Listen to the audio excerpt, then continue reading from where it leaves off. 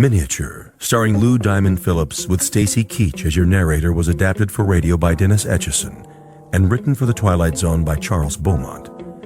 Heard in the cast were Ellie Weingart, Alyssa Fraden, Jeff Lupetin, Joby Cerny, Roger Mueller, Elizabeth Lido, Christian Stolte, Doug James, Kurt Nabig, and C.J. Amari.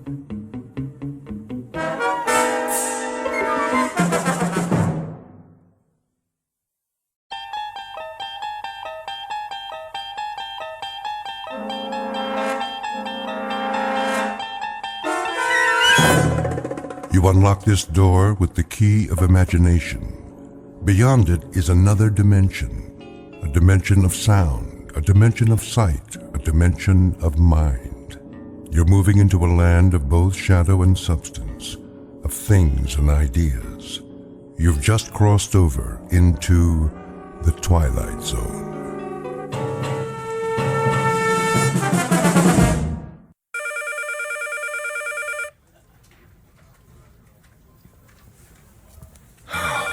Finally, 12 o'clock. Let's go to lunch. Hey, Charlie. Charlie, it's recess. Oh. Thank you. I just want to finish up here. Trying to make us look bad? What do you mean? Now, just what do you think I'm... Hey, just forget it. Come on, we'll be late. Look at him. Little goody two-shoes. Why don't you guys lay off him? Because we're mean, heartless brutes. Right, Fred? Right. Well, I think he's nice. Hey, Mama, don't forget to change his diaper. Charlie, Hello? aren't you going to lunch? Oh, yes. Any place in particular? Yes, in a way. Where? Well, it's in the museum, actually. The museum? They have a very nice cafeteria. It's quiet there, and, Would you like some company? well, I mean... It's okay, Charlie. I understand. See ya. Hey, look at the dinosaurs. Wow, that's the biggest elephant I ever saw. It's a woolly mammoth, you dope. Come along, children. Keep up with the class and don't touch anything. Cafeteria closed. Oh, no. And here we have one of the world's greatest collections of primitive art. Excuse me. Pardon me. There are selections from every period. I direct your attention to the New Guinea exhibit. Some of the pieces, the sepik shields, for example, are hundreds of years old, but some were made as recently as 1950. This is because New Guinea is still a largely unexplored and therefore unspoiled land. Most natives of the interior will live and die without realizing that the world extends beyond the limits of their jungle. Sorry, I'm not part of the group. Let's stay together, please. Now then, the natives speak over 500 different languages. However, you'll notice that their art has a great unity. Of course, they don't think of their carvings as art, not in our sense of the word. This first piece in the glass case was meant to frighten away evil spirits. This one is a protection against disease. Oh, and this one... If I could just get by, please. I'm on my way out. Help you, sir. What? You look lost. Can I help you find anything? Oh, no, that's all right. I just got turned around. Is the cafeteria closed? For the rest of the week. They're remodeling. Well, I'll be leaving then. Main entrance is that way. Thank you. Have you seen the Egyptian wing? Pardon? Egyptology. They have a nice exhibit. Is that right? Just downstairs, next to the Hall of Miniatures. Miniatures? You know, the model houses. They have the palace at Versailles, a log cabin, a New England church, a whole room full of them, all made by hand, with little dolls inside that look just like real people. Pretty amazing. Have you been there yet? No, I only come here for lunch, you see. Well, you might as well take it in now that you're here. Not many people go there, but it's really something. All right. I think I will. Turn left at the bottom of the stairs. You can't miss it. Thank you for the suggestion. I'll have a look.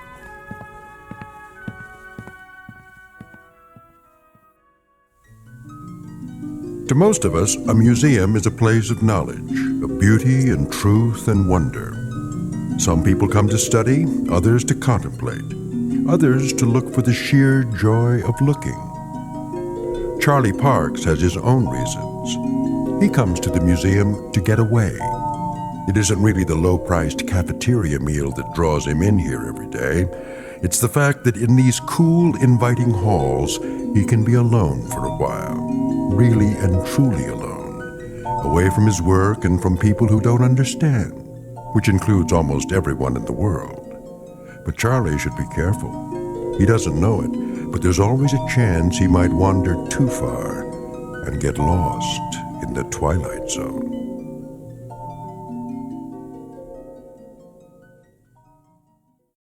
And now, The Twilight Zone and our story, Miniature, starring Lou Diamond Phillips, with Stacy Keach as your narrator. 19th century townhouse, home of Boston residents Mr. and Mrs. Copley Summers.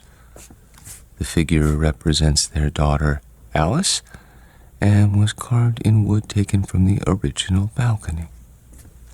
Will you look at that? What in the... Found it okay, huh? Excuse me, but Yes, sir? I guess this will sound silly to you, but how do they manage that? How do they manage what? In there, in the glass case? Oh, well, I couldn't say exactly. I know they use magnifying glasses, little tiny tools, single hair brushes, that kind of thing. Must go blind making them so small. But the girl, she's so realistic. Isn't she, though? Long black hair, lace dress. Look at her fingers. They didn't miss a thing. Little rug, chair's got teeny tiny doilies on it. But how do they get the girl to move? Servo motors? Microchips? How's that? The girl playing the piano, it's stopped now. I don't think I... There, see her sitting at the piano? She was playing just a few seconds ago. It was, I don't know, something like this?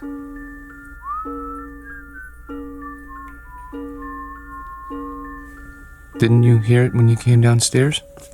I don't like jokes, mister. Not when I'm on duty, anyway. I'm not joking.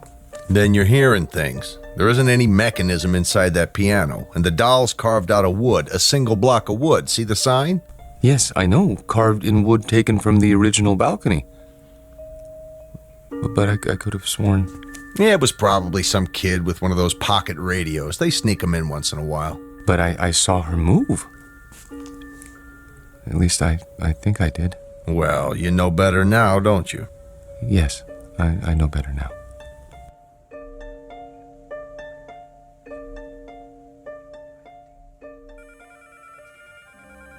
Here he comes, finally. Where do you think he's been? At the zoo, visiting his relatives. Charlie, Yes?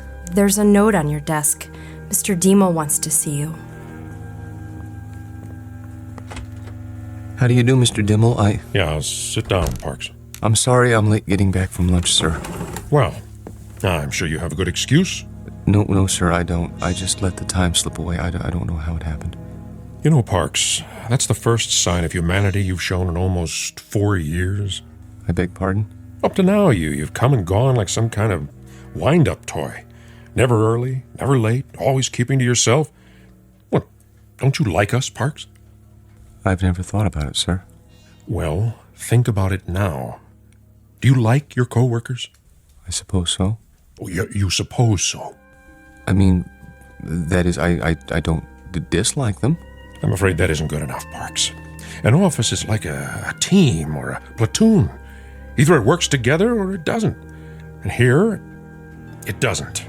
And the reason is you. I knew you were a square peg when I hired you, but you were bright and, well, I thought we'd wear those edges off. We haven't. No, not at all. You're still a square peg. You understand me? Yes, sir. I think I do. I'm going to use the excuse of your being late, but I can't. The fact is, I'm letting you go because you just don't fit in. I understand, sir. Parks, Yes, sir? No, this isn't any of my business, but how old are you now? 37, 38? 35. 35. Don't you think it's about time you gave up living with your mother? She needs me. Oh, why? Is she ill? Not actually ill, but my father died some time ago and my sister is married and, well, she needs me. I see. Look, you're welcome to stay on a few weeks if... No. That's very nice of you, sir, but I'll manage. Well, you can pick up your check tomorrow. Thank you.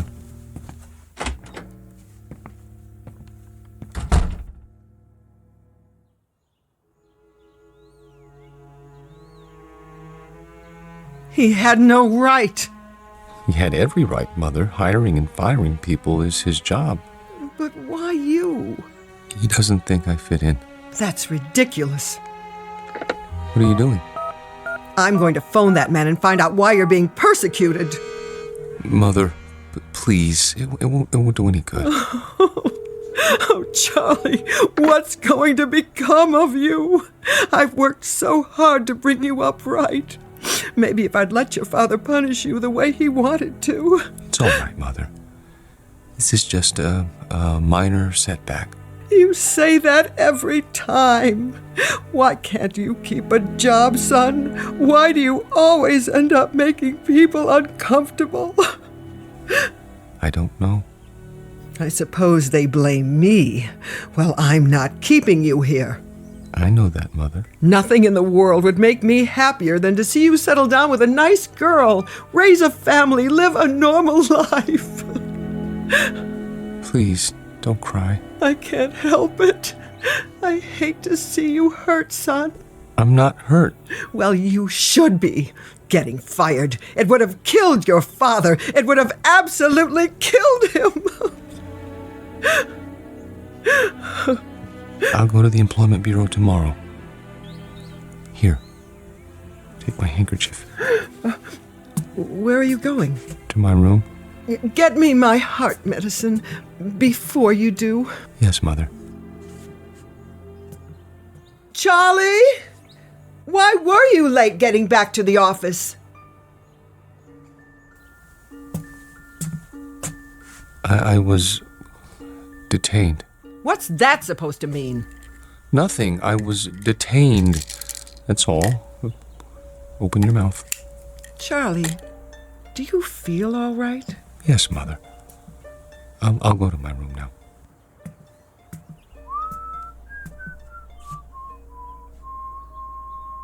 What's that you're whistling? Pardon? You were whistling. I don't remember. You should lie down, Charlie. Take a little nap. Mother, please, I can take off my shoes. I'm only trying to help. I know, but I'd prefer to untie my own shoelaces. Very well. I'll bring you some cocoa. Not now. Why? You always have your cocoa. I think I'll go out.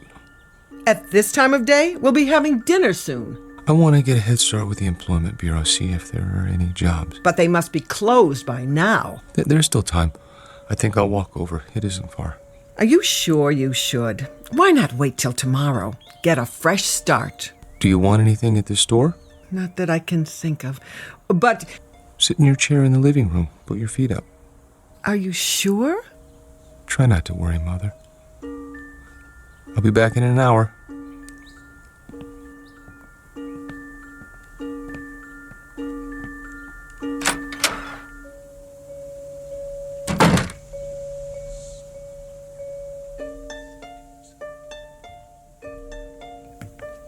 Back again, huh?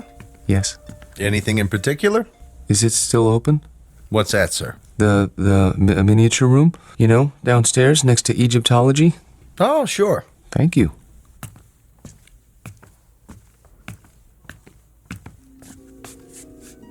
I came back. Wait. Where? Hello? Hello? There. I was afraid you wouldn't be here. Oh, well, you've changed your dress. That's a lovely gown. Very lovely. Are you going out? Who's that? Oh, you are going out. That's why he's wearing a cape and a top hat. Your gentleman caller. Does he have a carriage waiting? I hope so. I wonder where you're going. To dinner? No, something grand. The opera, that must be it. Hi. Oh, hi. Be closing soon. I see. What time do you open in the morning? 9 o'clock, Monday through Saturday. I'll be here. What's that? Nothing. I'll be along in a moment. I want to study this dollhouse a while longer, if you don't mind. Okay, sir. Just a few minutes, though. It's almost time. I see. Thank you. Have a nice evening. I have to go now. I won't be here when you come back. But I hope you have a nice evening, Alice.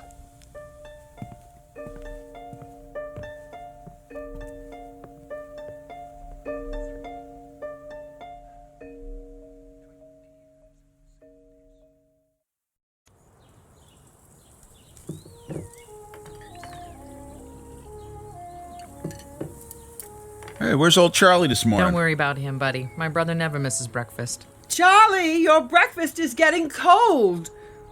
You see, late for his meals, awake every night, tossing and turning. I tell you, I'm half dead with worry. Mother. He's sick. I know he is. Sounds to me like he's got a girl. Don't be silly. What's silly about it? He's not a bad-looking guy. A little peculiar, maybe, but, he's not... If he had a girlfriend, he'd tell me. He hasn't told me, so it isn't possible. Okay. Nothing would make me happier than to see Charlie settle down. He knows that.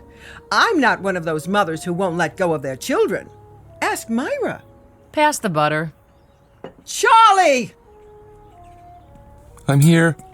Your breakfast is on the table. Sorry. Hey, Charlie boy. Hello, buddy. How are you? Couldn't be better, Charlie boy. Couldn't be better. Good morning, Myra. You're looking nice. I wish I could say the same for you. I haven't been sleeping very well. Because of the job? Yes, I suppose so. It's been terribly hard on him, pounding the pavement every day. Boy, that can get you down. Charlie. Yes? We've got a surprise for you. Tell him, bud. Well, it's like this. I heard they gave you the pink slip, and see, I know the dispatcher pretty well over where I work, and I told him about you, and he said... He said he'd give you a job. Yeah. Isn't that wonderful? Oh, yes, I guess so. Charlie! It's very nice of you, buddy. Really. You have experience in billing, don't you? Yes. Then what? Well, you see, I don't know if I'd want to travel that far. It's out of the city, isn't it? Nobody could pick you up. Sure, till you get yourself a car. Charlie, for heaven's sake, Buddy's offering you a job. I'm sorry. I appreciate it, really. But I'm afraid. You got something better, Charlie? Excuse me, I have an appointment. Charlie! Charlie! Oh, I don't recognize him anymore. My own son. Does he have something better, Mother? No, he doesn't have anything. He isn't even looking. How do you know?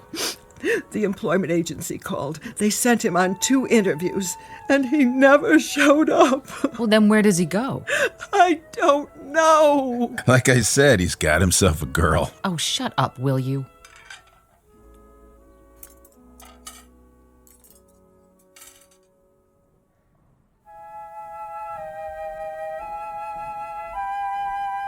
Henry, look at that. A real log cabin. Isn't it wonderful? Mm-hmm. See, there's a little spinning wheel. Your grandmother had one of those, remember? How did they make it so small? Mm-hmm. Oh, 19th century townhouse, Boston. Isn't that something? I've never seen anything so perfect, have you? Just look at the miniature piano and the doll there in her little handmade dress. Come on, let's go. Oh, I'd love to live in a house like that. Sure you would. No air conditioning, no central heating, no television, no phone. Sure you would. Excuse me? Are you finished here? I mean... Yep, on our way to see the mummies. Come along, May. If we must. Oh, I'm sorry. I didn't know you were still in bed. I wouldn't be here so early, but my sister and her husband came over and... Oh, I understand. Of course you need to get dressed. I'll turn my eyes away so you can have your privacy.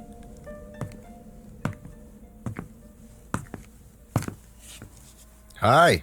Little early today, aren't you? Am I? I guess you must get a real kick out of these displays. Yes. This one in particular. What do you see in there, mister? Nothing. Man doesn't stand for 4 and 5 hours at a stretch looking at nothing. I'm not breaking any rules, am I? No. Then leave me alone, please. Suit yourself. Forgive me, it won't happen again. Oh, I see you're having breakfast. It isn't any of my business, but I really do think you should eat more than toast. Mother says breakfast is the most important meal of the day. Have I told you about my mother? She's very nice. Of course, she still treats me like a child, but you can't blame her. I'm all she has. I suppose that isn't very much. I have a sister about your age. Her name is Myra. She's nice too, but she's not as pretty as you are. I think you're about the prettiest girl in the world. I don't mind saying that because I know you can't hear me through the glass. But I think I'd say it even if you could, because I hope it's all right, but I have to go now. Just for a while. I didn't get much to eat this morning myself. I'd better have something. But I'll be back soon. I promise.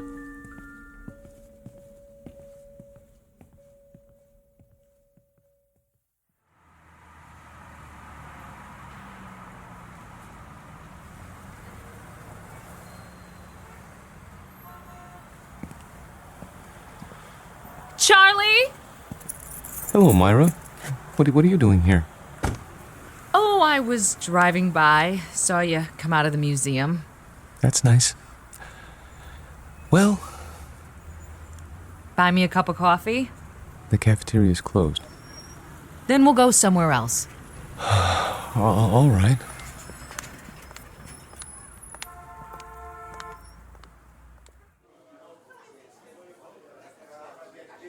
Here you go, folks. Thank you. Charlie, I'm gonna be honest. I didn't just happen to see you today. I followed you. You did? Why? Because Mother asked me to. She's worried, and so am I.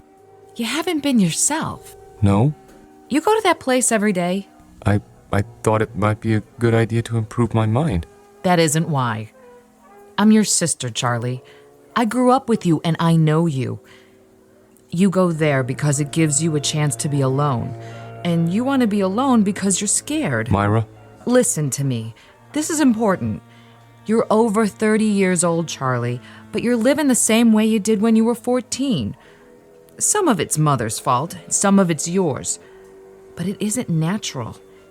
It's sick, Charlie, and you know it's sick. And that's why you're scared. You're probably right. Stop agreeing with me. I could say you were a blue monkey and you'd agree. But I... Look, I don't know about psychology or anything like that, but I think I know what's wrong with you. You need a girl, Charlie. You're at that time in your life. You know what I mean? Not exactly. Well, it's hard to explain, but you've never had a girl, have you?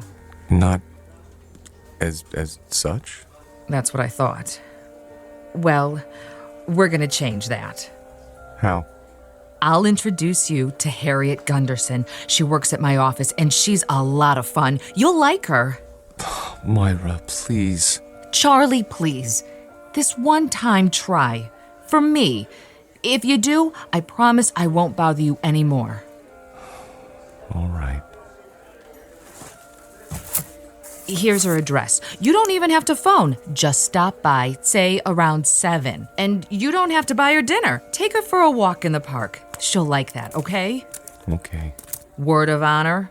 Word of honor.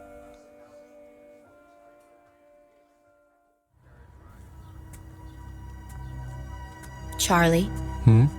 what you thinking about? Nothing in particular. You sure are quiet. That means you're the dangerous kind. You can't trust the quiet ones. You can trust me. Who said I wanted to? I only meant... Look, why don't you relax? Come on, let's sit on the bench. If you like. Lean back. Take it easy. There. That's better. You like me, Charlie? Very much. Then why don't you show it? How? Well, you could try kissing me.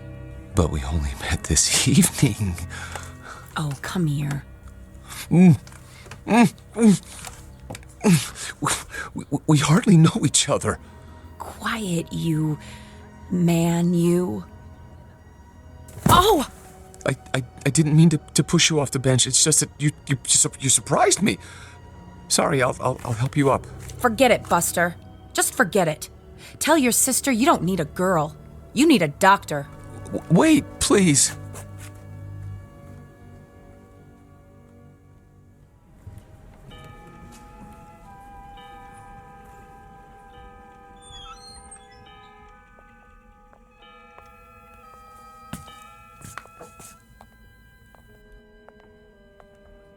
Of course, I realized she was doing it as a favor to Myra, but even so, I didn't mean to be rude to her.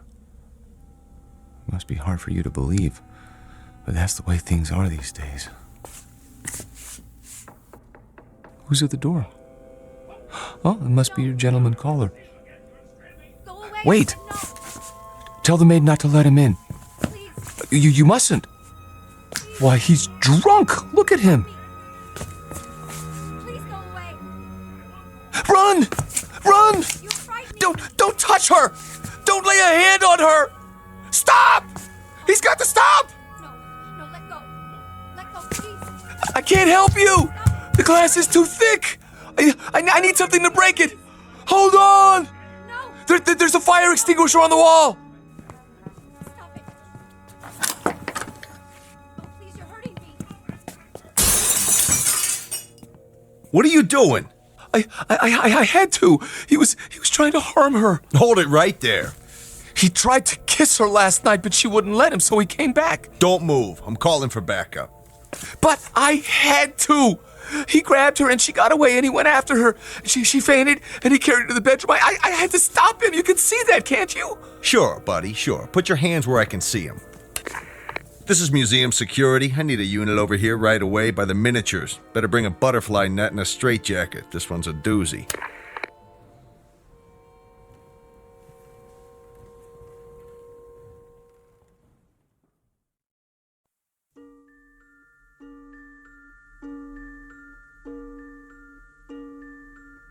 Now, Mr. Parks, I want you to understand that no one is saying you didn't see these things. There's no doubt that you did. But you saw them in your mind. They were real, Doctor. To you, they were. That's the way it is with hallucinations. Ordinarily, the eye sees and transmits a picture to the brain, but sometimes that's reversed. In certain cases, the brain sees and transmits a message to the eye. Do you follow? They were real. Then others would have seen them too. Isn't that so? But no one else did see them. How would you explain that? I can't. Think about it. Mr. Parks? I don't know why nobody else saw them. Maybe they weren't looking. You say there were 3 figures. A young girl, her maid, and a man. He had a big black mustache. All right. Now let's reason it out. According to the museum officials, there was only one figure, the girl. Where did the others come from? Well, the maid always comes from the kitchen, and that fellow... Yes. Where did he come from? Outside. Outside the case? No, outside the house. Mr. Parks, there was nothing outside the house but glass. And beyond that, other displays. Isn't that true? Yes, but he came to the front door and they went out together once. To the opera or something, I don't know. She didn't realize what he was like then. I could have told her. You only had to look at him to see what kind of person he was. But she's so innocent and trusting and helpless. Not like other women. No, not at all. Have you seen her? Yes, I have. Is she all right? Would you like to see her now? Yes! She's here. In a box in the drawer of my desk. Careful! You are holding a piece of wood in your hands. A beautifully carved piece of wood. About 6 inches tall. Do you have to take her back? I'm afraid so. It's museum property. Now I want you to go back to your room and think about what I've said. Will you do that? And remember, what you saw isn't the important thing. Our job is to find out why. Once we accomplish that, you won't have any more hallucinations.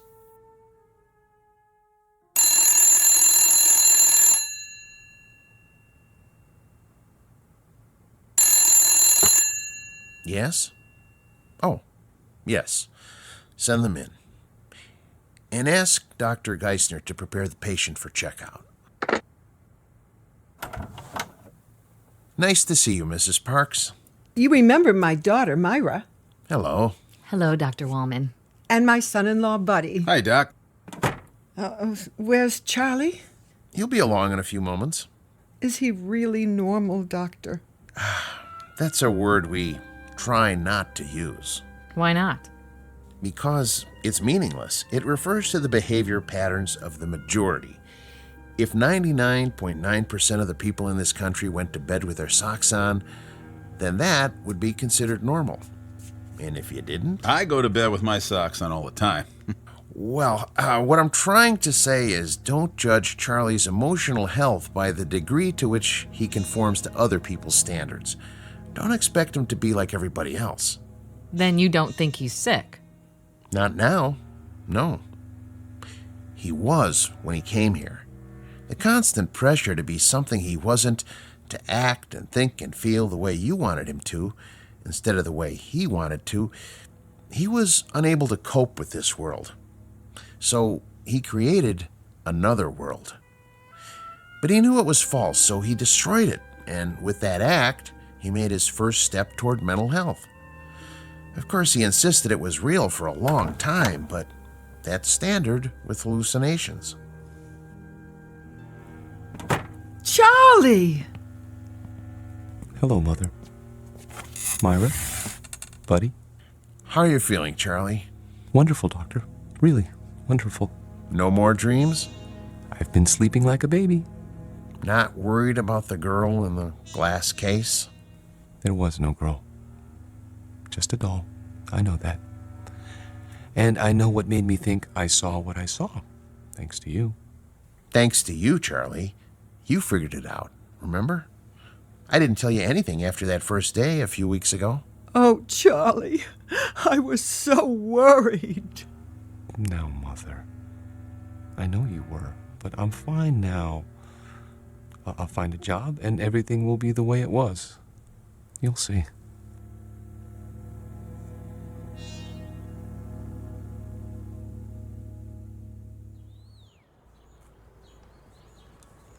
I've sure missed this. Did they hurt you, Charlie? Well, they were going to use shock treatment, but they decided not to when I got well. A lot of nuts in that place, I bet. Buddy. It's all right. I don't mind. May I have some more cocoa? Charlie, we have a couple of surprises for you. Oh? The job at Buddy's office is still open. Really? And I talked to Harriet. She forgives you. but she can tell you herself. She's coming over tonight. That's great. Thank you, Myra. And thank you, buddy. Well, it took some doing, let me tell you, after where you've been and all. Well, I'm sure it did. But you won't be sorry. I intend to work very hard. Now, if I'm going to be ready for tonight, I'd better get a little rest. You'll excuse me? Have a good nap, Charlie. Thank you. Would you like to fix my bed, Mother? I turned it down and fluffed up your pillow. It's all ready. That's great. Just great. See you all later. If you need anything, just holler. I will.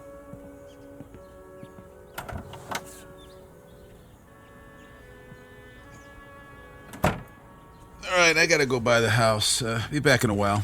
Okay, honey. You want me to pick up some chow? That's not necessary. We're all going out tonight. We are. Okay, then. See ya. Take your time. Drive carefully, buddy. Sure, no problem.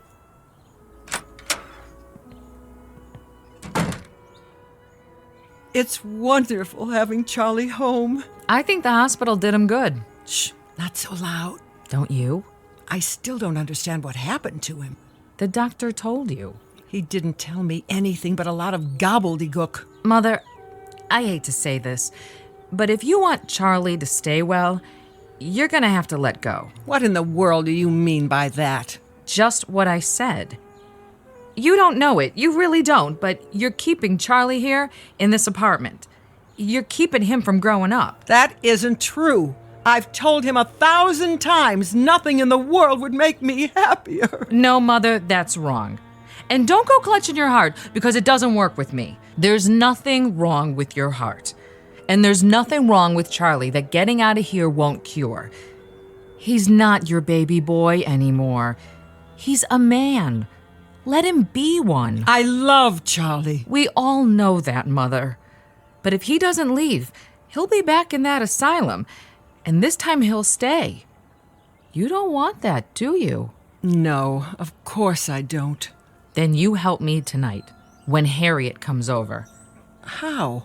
By going out to a movie with Bud and me and leaving them alone. All right.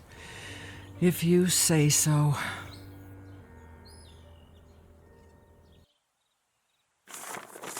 Pass the sports page, would you? Here. You should check the movies. Oh, yeah, sure. There's Harriet. Already? You better tell Charlie to get ready. Charlie? Hi, I made it. Ooh, new dress? Yeah, cost me something too. Hi, Bud. Hey, Harriet. Charlie, your company is here. Charlie? Charlie? What's the matter? Can't wake him up? He must be tired. It's locked. Charlie never locks his door. Hey, Charlie boy. Up and at him, pal. Maybe he doesn't want to be disturbed. Nobody could sleep through that.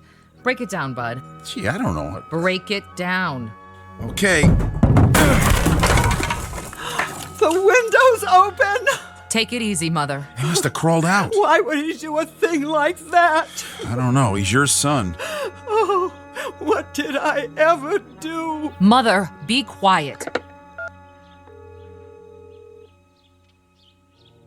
Hello, operator? Could you give me the number of the City Museum? The main one downtown. Thank you. He couldn't have gone there. The doctor said he was well. Hello? Yes, could you tell me, please, are you open tonight? I see. Thank you. Well? Well, they close earlier tonight. Thank God. But they were open until a little while ago.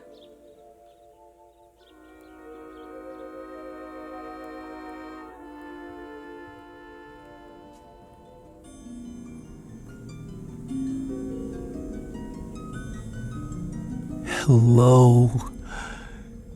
I see they got your glass case repaired. I'm so glad. They tried to tell me you weren't real. Of course I knew better. But I had to pretend. Otherwise, I never would have seen you again. I love you, Alice. Maybe if I keep telling you, you'll believe me. Your world isn't simple, is it? No world with people in it ever is. There's loneliness and misery and heartache. Oh, look at you, crying because you're alone. I've been alone all my life. People try to understand, but they can't. You could. We could understand each other and help each other and love each other, if only. Wait! Someone's here. I have to hide. But where?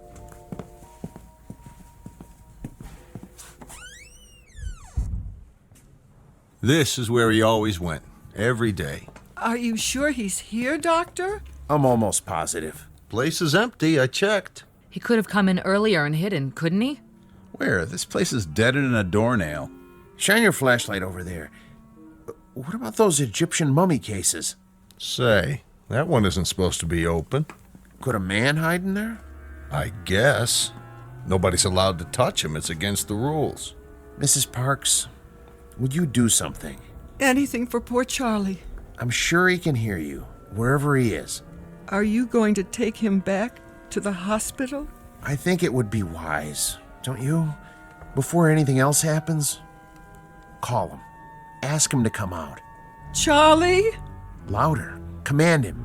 Charlie, this is your mother. Come here. Again.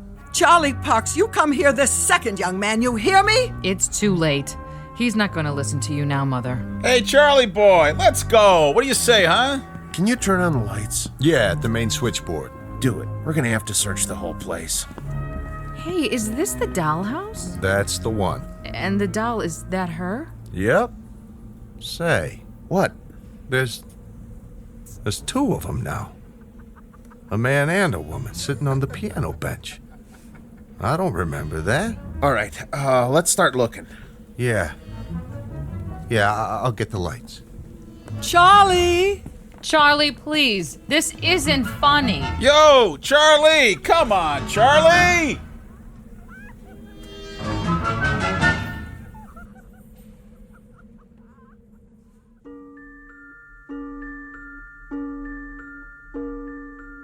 They never found Charlie Parks because they didn't look closely enough at the house in the glass case. The guard didn't say anything more about what he saw. He knew what they'd think, and he knew they'd be right, because seeing is not always believing. Especially if what you see happens to be on display in an odd corner of the Twilight Zone.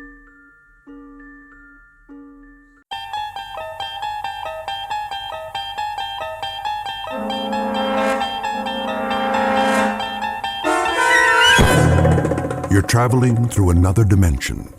A dimension not only of sight and sound, but of mind. A journey into a wondrous land whose boundaries are those of imagination. Your next stop, the Twilight Zone.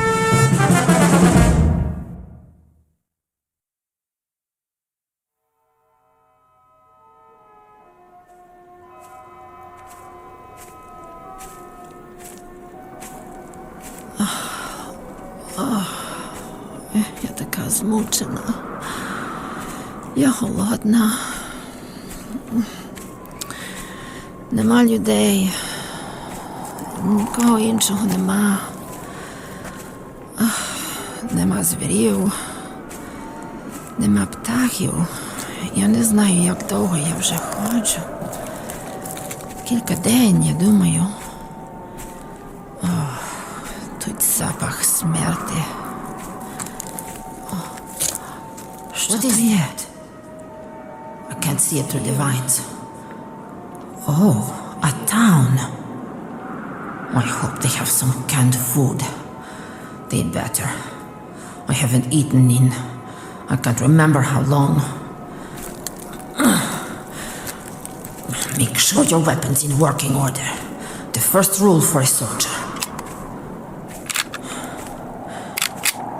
I wonder what they call this place. They're all alike. Bombed out. Every last one. Not worth fighting for. And the people, where are they now? Dead and turned to dust. They should have surrendered at the beginning. We gave them a chance, but they ignored us. The fools. If only they had listened, they'd still be walking down this street, going to their shops, their markets, their decadent restaurants, sleeping in their beds at night. But their stupid army won't give up. They fight on, wherever they are, whoever is left. Sooner or later, they'll have to surrender. The word will come through, and it will be over. Oh, please let it be over soon. But how will I know? Come out! Why don't you come out? And we'll finish it right here in the street! Just the two of us! Come on! Cowards! You're cowards! All of you! Cowards! You cowards! Cowards!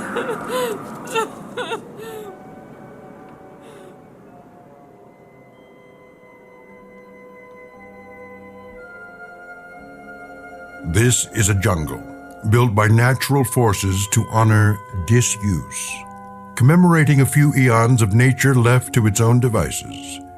To all appearances, it is a backward step in evolution, a return to an earlier, more primitive state. But it's also another kind of jungle, the kind that grows out of the human race's war with itself. Hardly an important battle, this one, not a Gettysburg or a Marne or a Iwo Jima. More like an insignificant corner in the crazy quilt of combat. But it was enough to end the existence of this little city. It's been 5 years since a human being walked these streets. This is the first day of the 6th year, according to the old calendar. The time? Make it 100 years from now, or sooner. Or perhaps it has already happened 1 million or 2 years ago. And into this lifeless setting has just walked a soldier in a tattered uniform. She's doing what she was trained for, and with no order to the contrary, she's locked into searching and destroying or merely surviving. The language spoken is English, for our benefit, but the place is the Twilight Zone.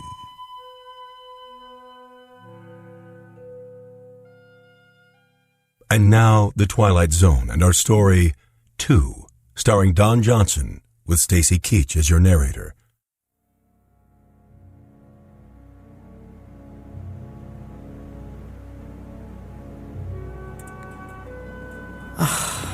Just as I thought. Another ghost town. Broken windows. Empty shops. What did they sell? Civilian clothing. How quaint. Something at the corner.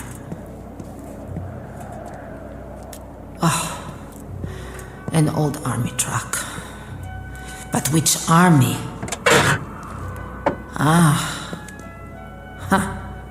One of theirs. Well, it's not going anywhere now. What else have they got around here? Barbershop, newsstand.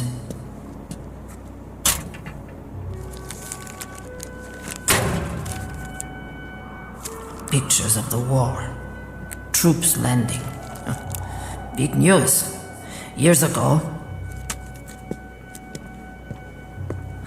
Restaurant. Not much business today. There has to be a service entrance. But where? In the alley.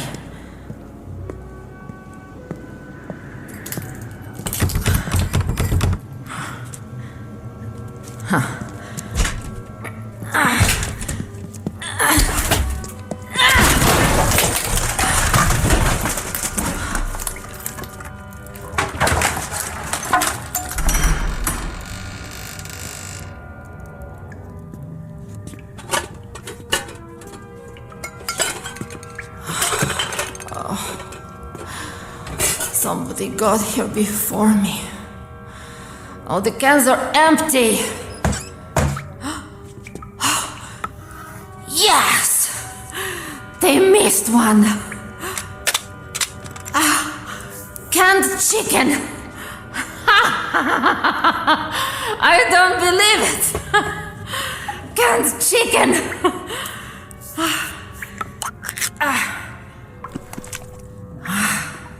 Smells fine.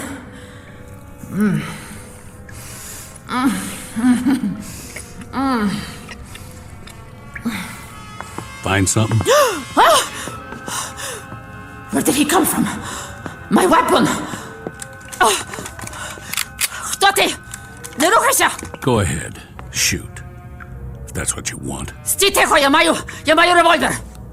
To tell the truth, I don't care. You got the guts to do it? I didn't think so. You don't want to fight any more than I do. Put the rifle down. I said give it to me. No! Ow! What do you do that for? What are you, crazy? Let go of that frying pan. You could hurt someone. Ти мій ворог! Стій тихо! He's the enemy. A pawn of the state. That's better.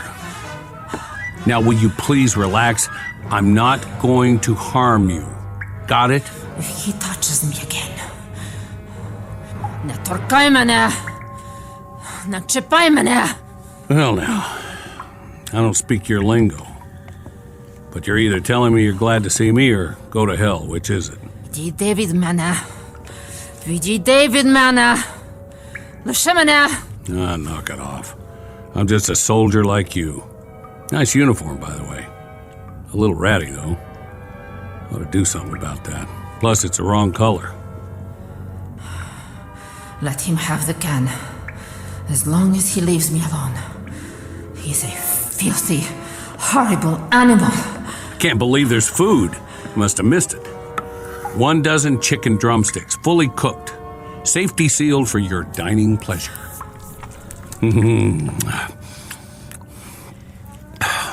That's mighty tasty, if I do say so. I prefer the white meat myself. Oh well, beggars can't be choosers. He's going to eat all of it. Who does he think he is? Ти свиня! Ти повинен мені дати трохи. You're right. Better slow down. Eat too fast and I'll get stomach cramps. Ти холера. Я тебе заб'ю! Whoa. Down. Settle down. Hey, I said cool it.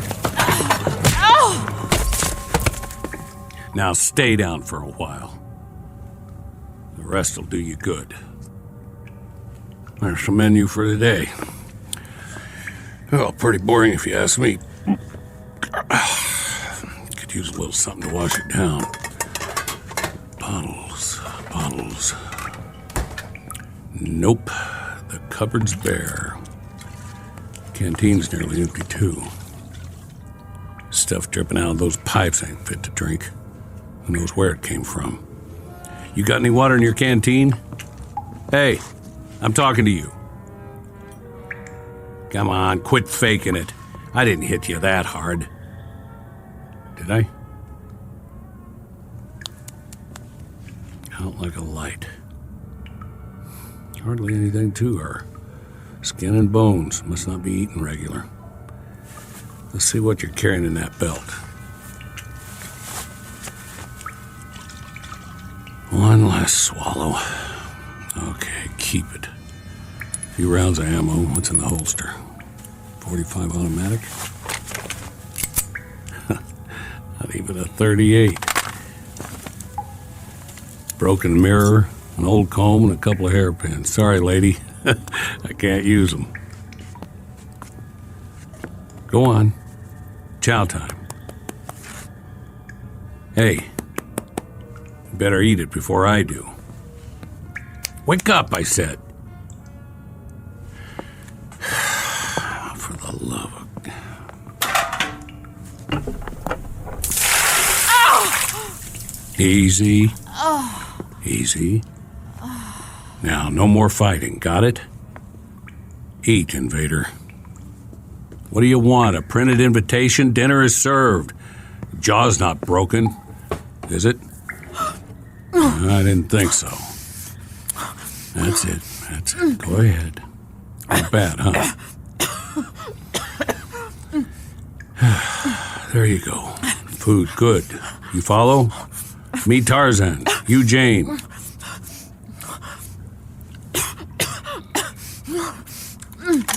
Oh, no. Leave the gun where it is. Mine's behind the door. No more shooting. Nix. Verboten. What language do you speak? Okay, be that way. Look, the only reason I can see for us to fight is that your uniform is a different color, and that's not good enough anymore. I say it just doesn't matter. You get me? What is he babbling about now? Yeah, I know. I talk too much. I'm just trying to make a little small talk is all. I'll pass the time. Come on outside with me. I want to show you something. Come on. It's okay, I promise. Where is he going?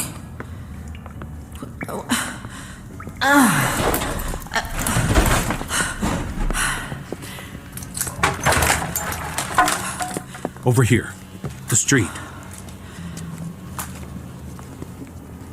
Now take a good long look.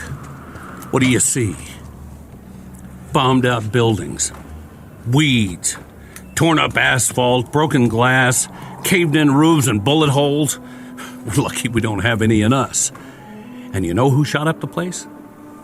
Trigger-happy infantry, like you and me.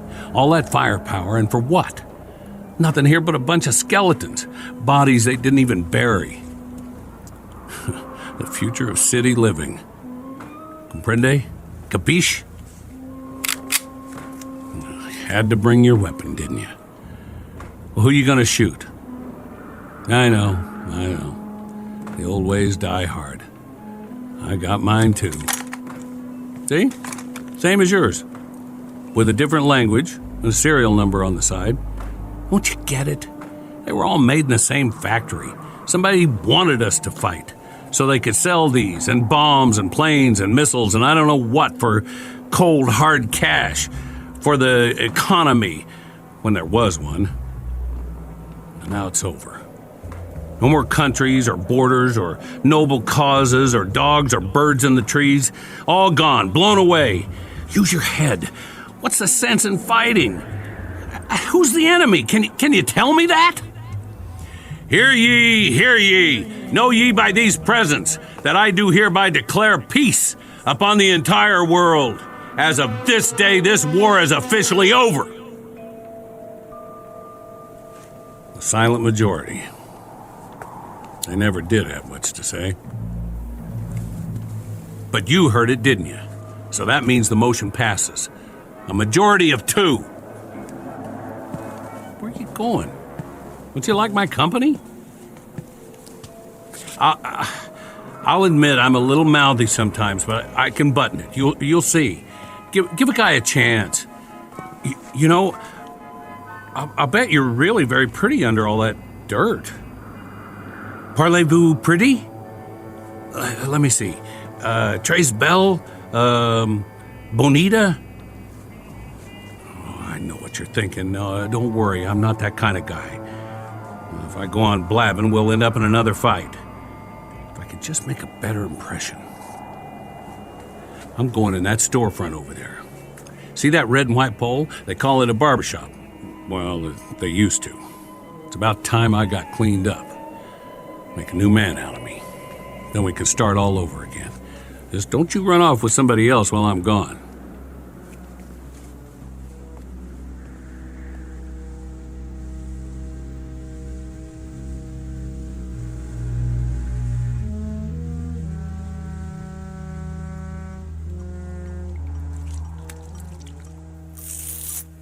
Oh, boy.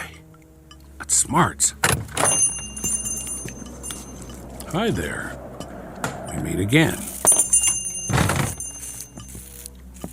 You're not supposed to see this. This is man stuff.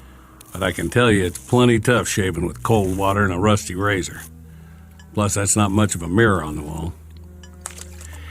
Well, this is as good as it's gonna get. Sorry to disappoint you. Oh, I found a bar of soap. Here. Use my towel if you want. Oh, by the way, I'm taking the straight razor with me, so don't get any ideas. Your turn. If you want to get cleaned up, I'll wait outside. And then we can see what there is to do in this burg.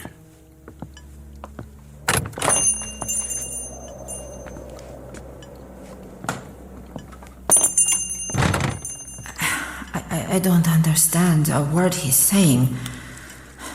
But I know one thing. The enemy always lies.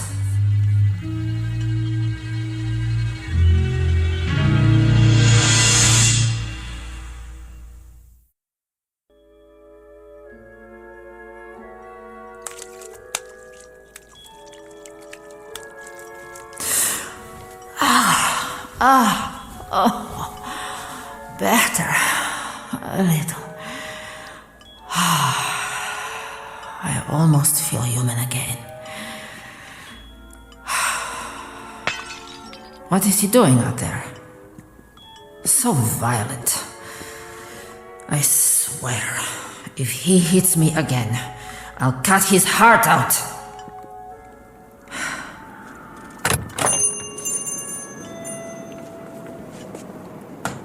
Look at what I got you. From that old shop down the street. The mannequins won't mind. Don't know if it's your size, but it might fit. You like? A dress? He got this for me? It's all yours. Прекрасно. You took the words right out of my mouth.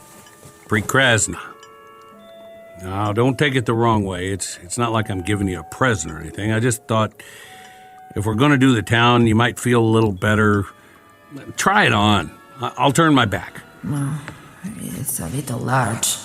Okay, if you're modest, pull it on right over your uniform. It might fit.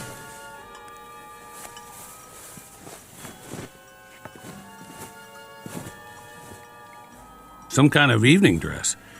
And it ain't even night yet. Well, that's all right. Nobody's going to take our picture for the paper. Check it out in the mirror, what's left of it. There's a little piece of glass there in the corner. See? Oh. What happened to my hair? Greasy. Awful. I need a pair of scissors.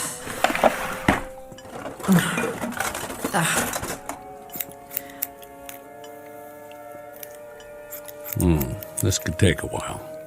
Meet you at the corner.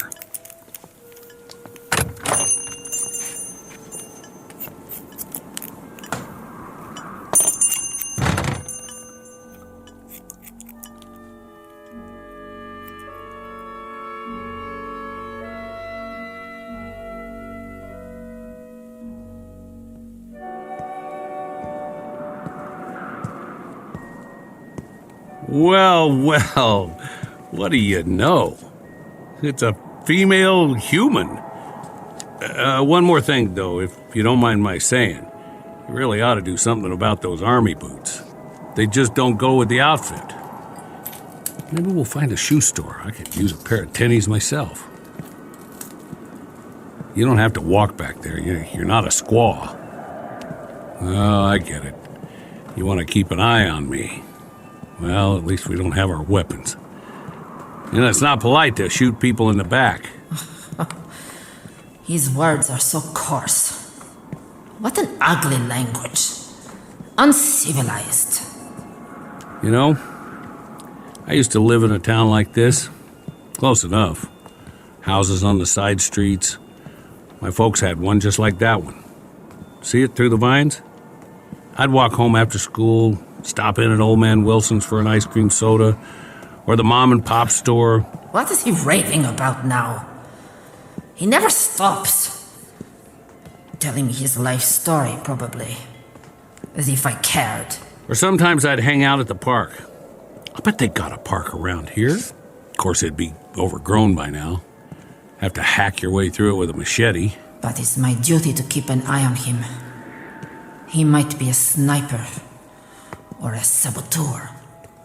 I don't believe it. A movie theater. You know what movies are, don't you? They have them where you come from. Sure they do. Everybody loves movies. Well, come on. I'll buy you a ticket. What? Hey, wake up in there. You got a couple of paying customers. A film emporium. To entertain the masses with propaganda. Let's sneak in. Nobody's watching. Just have to move some trash away from the door. After you. Ugh. Ugh. What is that stench? Something very bad in here. Don't you love the smell of buttered popcorn in the afternoon?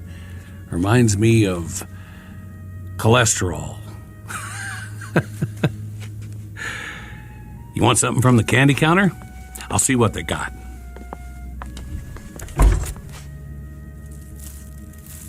Sorry, all cleaned out. Just some sugar daddy wrappers. Milk duds are dried up. The army must have been here.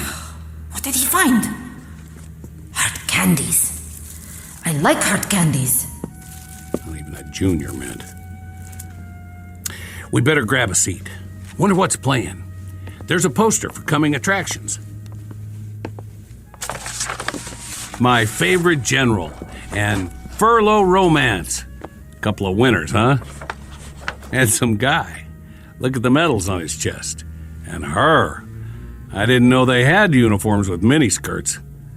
She sure got that animal look in her eye. Is it true? Do chicks go for guys in parade dress? That's what's wrong with me, huh?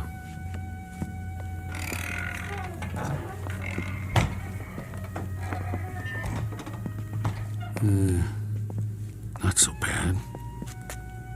Nice and dark, a few bullet holes in the screen. How close do you like to sit? How about the first row?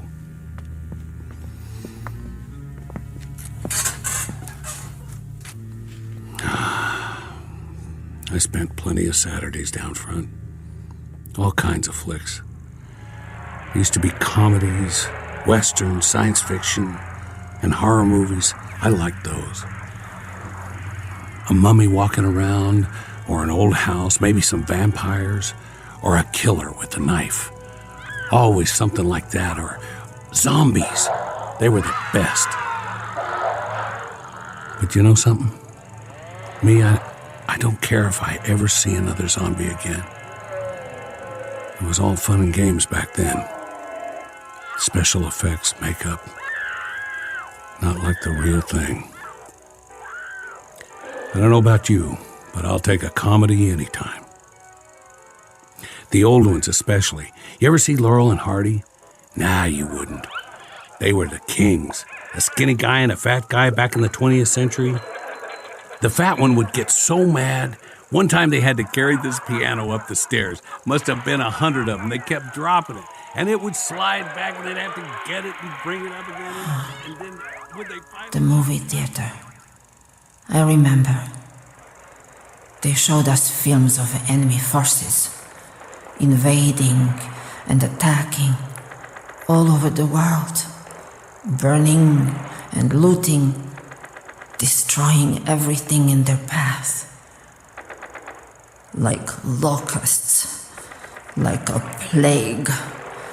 And we were the only ones who could stop them. I took my training, like the others, to learn how to fight. The best trained soldiers on Earth. We would stop the aggressor and restore order in the world. But it went on and on. He would not give up. He would not give up. Like this one. He is the enemy. Those old comedies, they were the absolute top in my enemy. There were even some guys called the Three Stooges. Man, oh man. Where is my weapon? Where are you going? Sit down, why don't you... Мушу дістати. Мушу боронитися. Wait. Dosage! Hey, will you wait? I've got to get my weapon to defend myself. Come back. What are you doing? Don't go in that hall. It's not safe.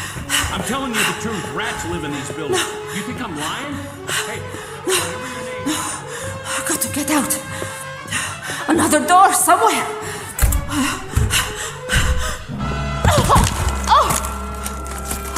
What did I trip on? Bones. I told you not to go. Lord, dead soldiers. They must have been trapped. Sick. Don't touch them. What's left of the bodies might be infected. Keep your hands off that gun. You'll get the sickness. Do you want to die like them? Do you? Stay-Tego! Я тебя забью! All right. Two can play that game. Now, you want to pull the trigger? We'll do it on 3. Maybe they're loaded. Who knows? If they didn't run out of ammo before they died, I can't even tell what their uniforms look like anymore. Of course, even if these guns fire, the barrels are probably stopped up. That could be fatal. Chamber will blow up in your face, or mine, or both of us. Your call, soldier. On my count. 1, 2. I don't want to kill him.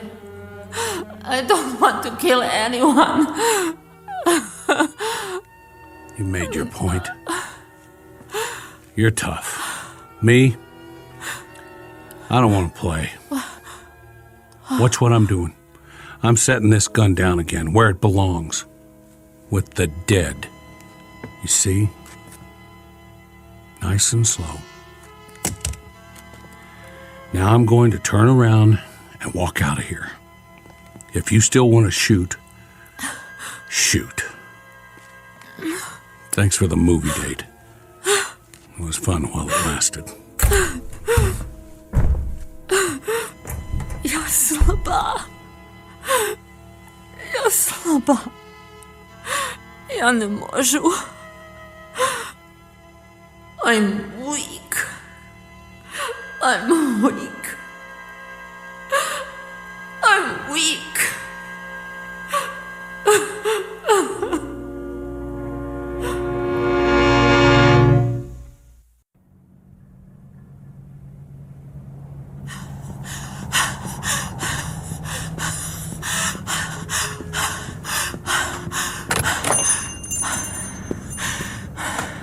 My weapon.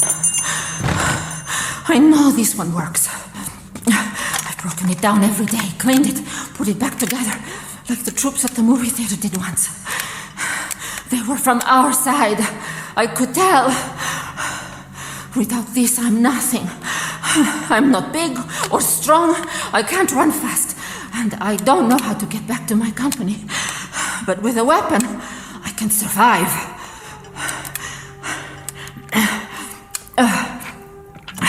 Not many rounds left. I have to make them last.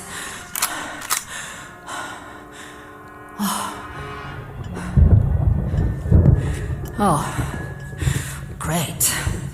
A storm's coming. I better find shelter. What's he doing here? Where's he going now? He's looking for shelter, too.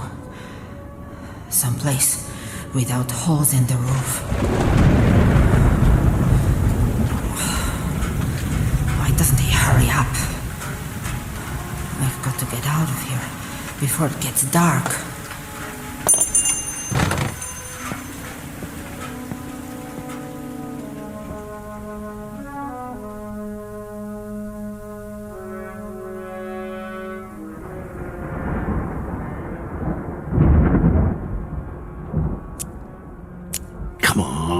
Light. What's wrong with these matches? Not wet, just old. There. Now let's get a fire going. Good. Chimney's drawn.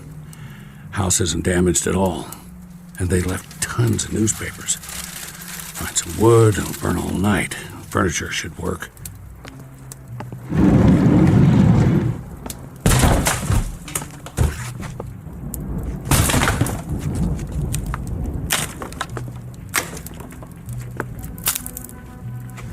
chairs like that anymore. Solid hardwood. This ought to last. Where is she? Crazy soldier. Use your eyes. There's a whole house here they didn't hit. Big enough for both of us. What's the matter? Not good enough for you? Hey, can you hear me? Coming out of the rain. Got a fireplace and everything.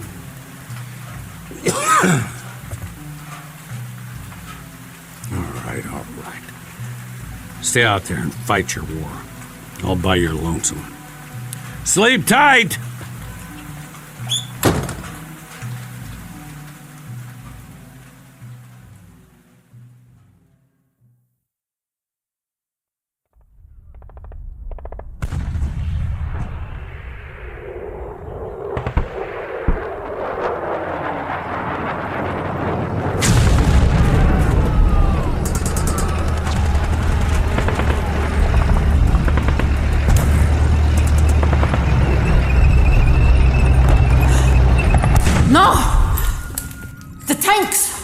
The tanks are coming! No!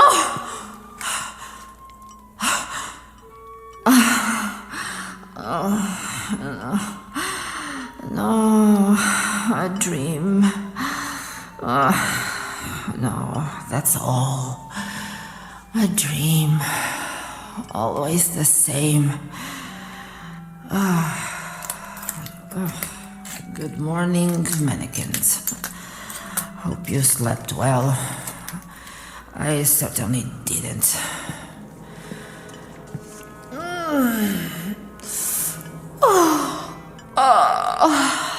What am I doing in this stupid dress? You can have it back. I'm not going to need it.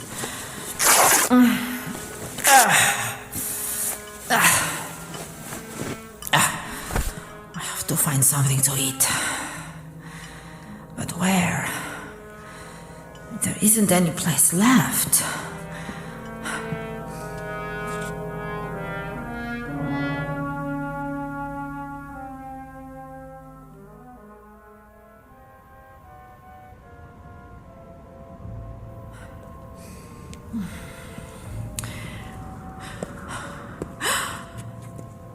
I don't believe it. One house is still standing. How can that be? The troops must have missed it. Is that smoke from the chimney? It's him. He's already claimed it. Food? What the... You! Good shooting. Go ahead, finish it. You got me in your sights. Do it. Do it now. Some kind of trick. Make your move. Because I'm not going to fight. See? I don't have a weapon. Left it at the movies. What, you don't believe me? Come on and search the place. Not even a pea shooter in here. What's he wearing? Where's his uniform? By the way, that thing you shot out of my hand was called a mason jar. You know what that is? Preserves. They have a whole slew of them. Put them away before the war. Take your pick. Probably keep us both alive. Food? Oh, yeah. You know that word, don't you?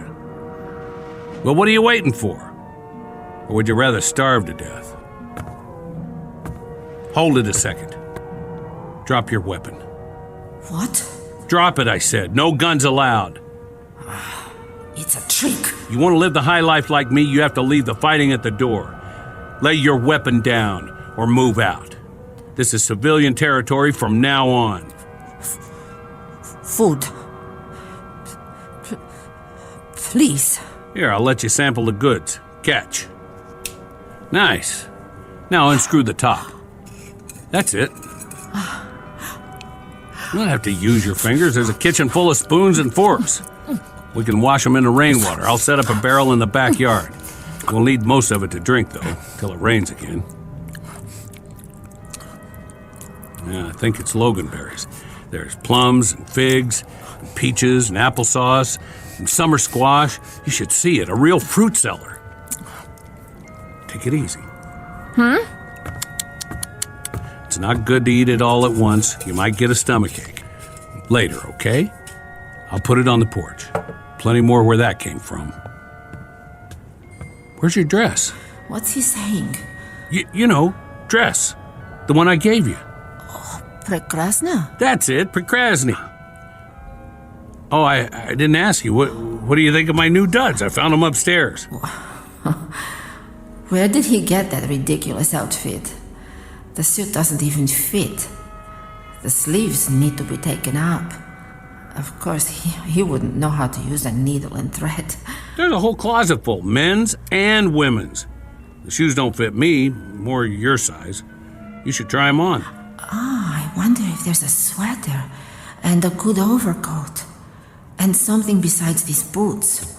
They're falling apart.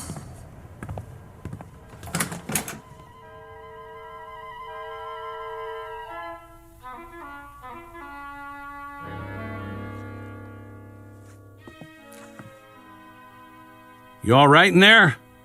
Poczekaj, ja nie gotowa. Take your time. Just wanted to be sure you're okay. You don't have to try on the whole closet, you know.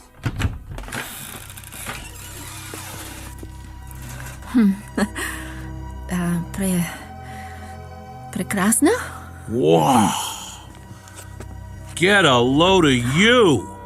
He doesn't like it. I should have known. I'm ugly. Ugly. I don't believe my eyes. No. No, you. Listen, I've never seen anyone who looks like you do right now. The skirt, the blouse, and you did something to your hair. Did you brush it or what? Don't you dare change those clothes. You look absolutely perfect. The death washed away. Gone for good and never coming back. Shh. Listen. Get over here. You know what that is? A real live bird. How long it's been since you heard one? A mockingbird? No, a robin redbreast or something. But it's alive. We're going out. And you know what we'll do? We'll take a walk to the park. Yes, that's it, the park. Like regular people, you and me. And we'll look at the sky and clouds, and we'll make small talk. We will, one way or another. And you know what we'll talk about? The same as anybody else. The weather. And what we're going to have for dinner, and maybe we'll even crack a joke or two. Bet you haven't had a laugh, a real laugh, in a long time. Am I right?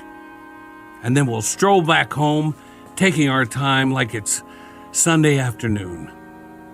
It's gonna be a whole month of Sundays from now on. His voice is different. And his face. It isn't a bad face. Not really. I like it better when he smiles. Did you check the shoes yet? Try these. Wait, I gotta do something. If we're going out, where's the brush and a comb? He is actually combing his hair. And put on your coat. It's damp out. I wouldn't want you to catch cold. You ready? Prekrasna. You can say that again.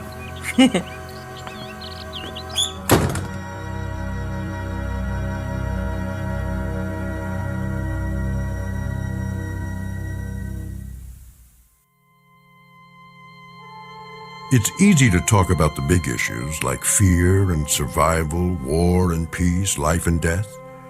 Instead, we've turned our attention to something both smaller and greater. because in the end, it may be that politics don't add up to all that much. This has been a love story, stripped to its bare essentials, about two lonely people who, against all the odds, found each other in the Twilight Zone.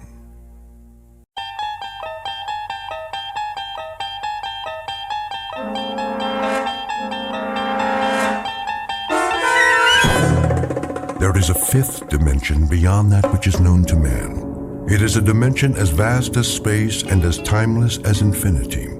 It is the middle ground between light and shadow, and it lies between the pit of man's fears and the summit of his knowledge. This is the dimension of imagination. It is an area which we call the Twilight Zone.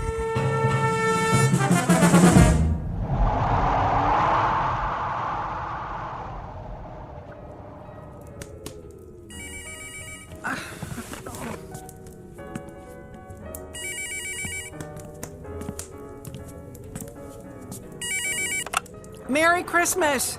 Mom? Hello? Mom, can you hear me? Barely. Are you all right? Our flight is grounded in Chicago. Why? The snow is really coming down. No more flights will be going out tonight. We can't control the weather. Where will you stay? We got a room at the airport hotel. Well, that is no way to spend Christmas Eve. Well, we're better off than the people sleeping on the floor of the terminal. I guess so. Merry Christmas, Mom. I love you. Wait, tell Katie that Santa will leave her presents here and I'll keep them safe. Mom? Luke? Luke? Merry Christmas to me.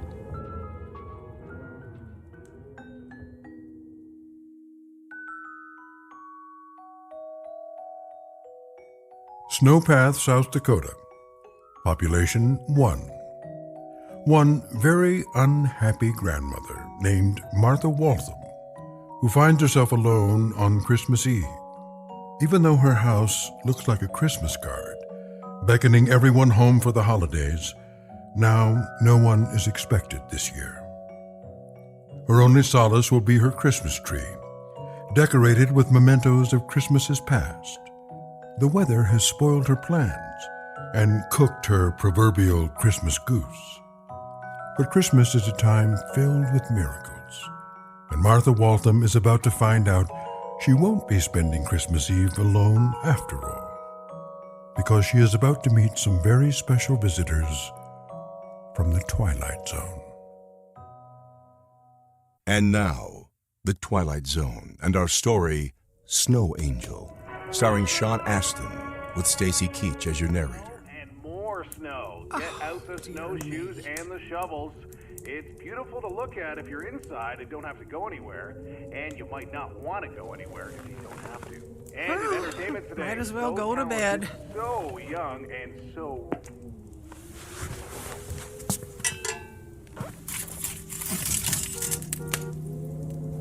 What is that?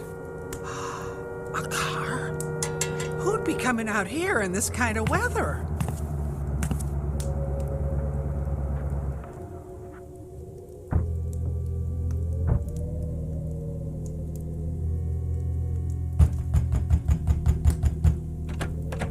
Who's there? Help! We need help! Who are you? What's wrong? It's my girlfriend. We need to find a doctor. Please open the door. You stand back from the door. I want to get a look at you.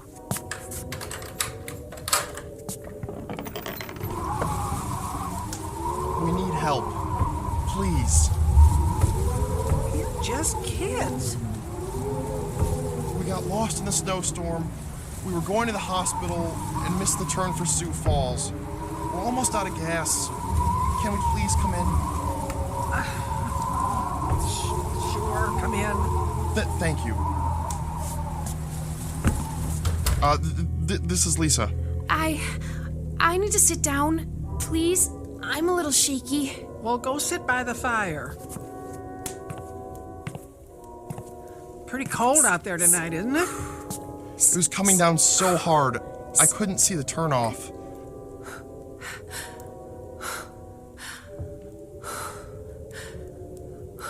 Lisa, you're breathing awfully hard. Are you all right? I'm fine. I'm just practicing my Lamaze breathing. Lamaze? She's getting ready to have a baby.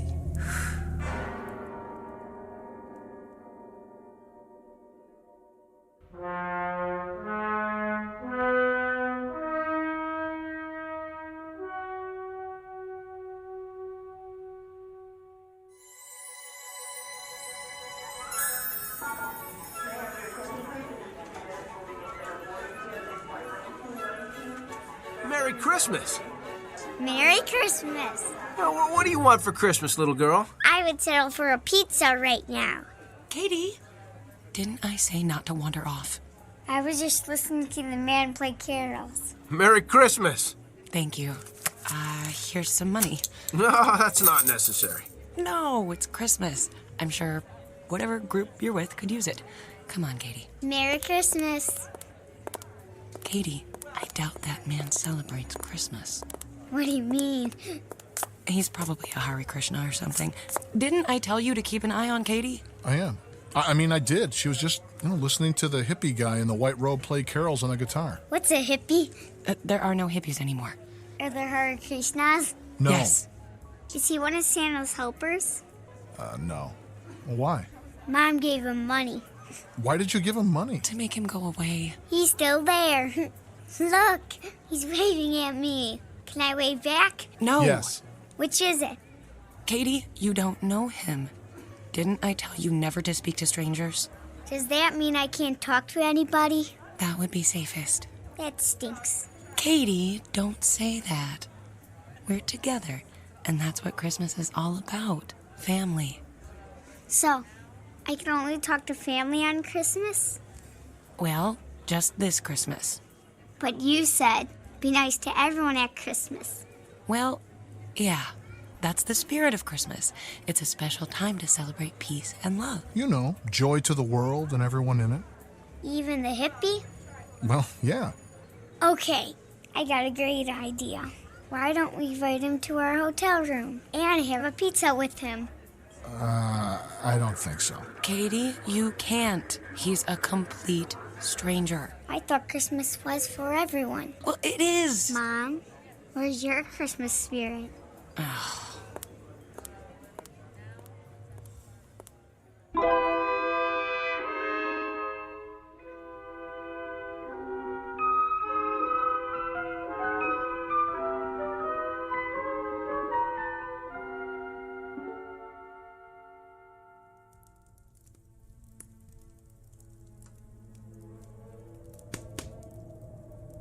Are you okay, Lisa? I think I need a doctor. Yes, you do. You really can't have the baby here. What do you mean? Well, I didn't mean it the way it sounded. She's gonna need some help. We have to get her to the hospital. I'm gonna call the sheriff's office. The sheriff's office? The sheriff can get her to the hospital. Ow! It hurts! It really hurts! And besides, the sheriff's got an EMT on call for emergencies just like this. Quite frankly, I think the baby could come any time now, and it makes no sense to take chances. Oh, perfect. The phone just went dead. God, I don't believe it. The storm must have torn down the lines. Ah! What's happening? What's happening? Ah! Don't be scared. The lights just went out. Oh, great. Now we've lost the electricity, too. Well, I'll get some candles. Look, lady, we need help. What are you going to do? Don't use that tone of voice with me. Sorry. Look, she needs help. We've got to do something. Okay. I've got a 4-wheel drive SUV in the garage. Here are my keys. You go warm it up, and I'll stay with her and get her ready to travel. Now you bring it around, and I'll drive you to the hospital. Thank you. Thank you so much.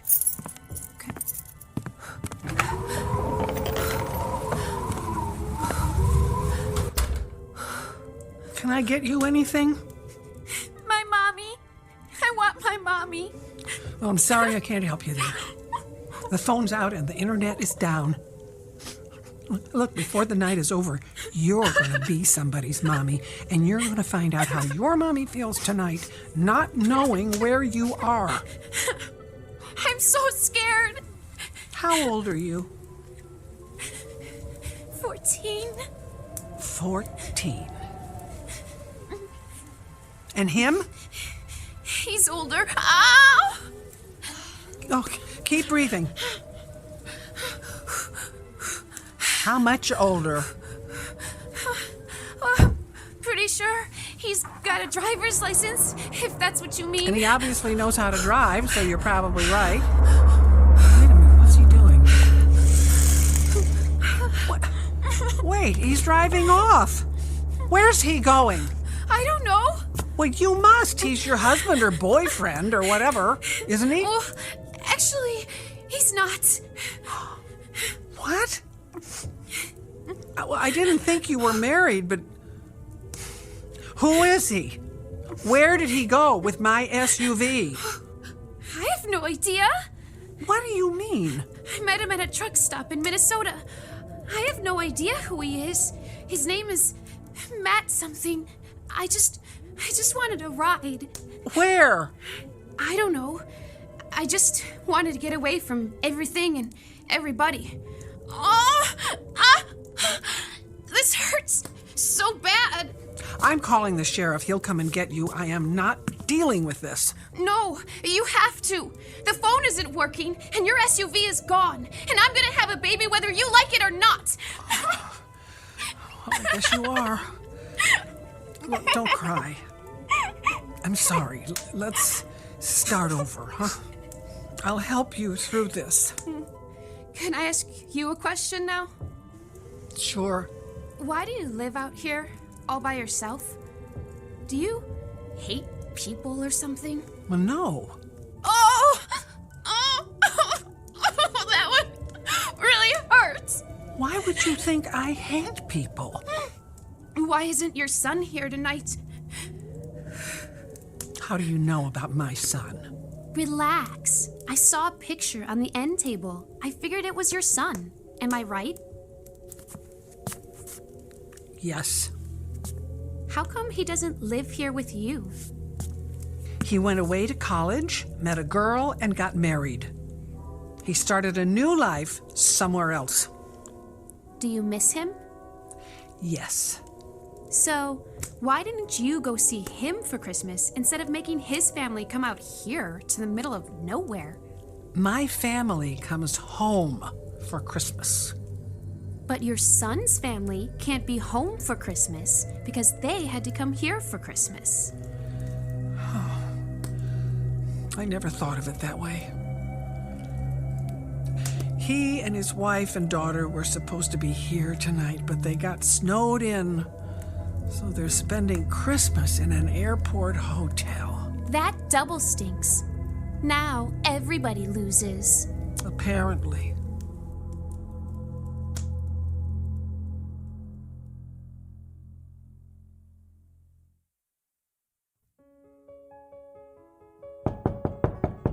I'll get it. Don't answer it. This is a hotel. You don't know who's there. That's why I want to answer it. Merry Christmas. Merry Christmas. I've got a pizza for you. Mom, it's the hippie. He got a pizza for us. What?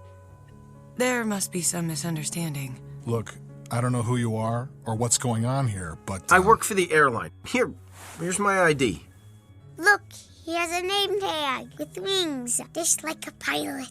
I'm not a pilot, but I've got a lot of airtime. I don't mean to be rude, but what's with the robe? My angel costume? Not many people want to work on Christmas Eve. They want to be at home with their families, so, I volunteered to work tonight. I told you he was nice. But it's not within my angelic powers to make the snow stop, so people are pretty crabby about their flights being canceled. I'm just doing my best to keep everyone happy. That is so nice of you. Come on in. Is there an angel that can stop snow? The Archangel Michael, but he's pretty busy tonight. The Archangel That is Michael. so cute.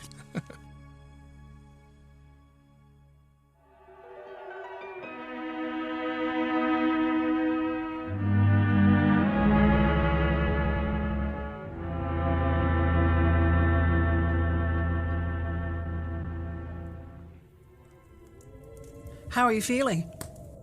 The contractions stopped. Maybe it isn't time. Hey, the lights came back on. They must have fixed the power lines. How did they do it that fast? They didn't. I have a generator for when the power goes out. You can freeze to death up here without one. We might not get to the hospital, but at least we won't freeze to death. Maybe we can get you to the hospital. How? Matt stole your car, and his was on empty. Do you think he left his keys in the car? Probably. I mean, he stole the car, so I don't think he cared much about it. Good. The generator runs on gasoline. I can siphon the gas out of that tank and put it in the car and drive you to the Sioux Falls Hospital. Now, would you be all right by yourself till I get back? Yeah, sure.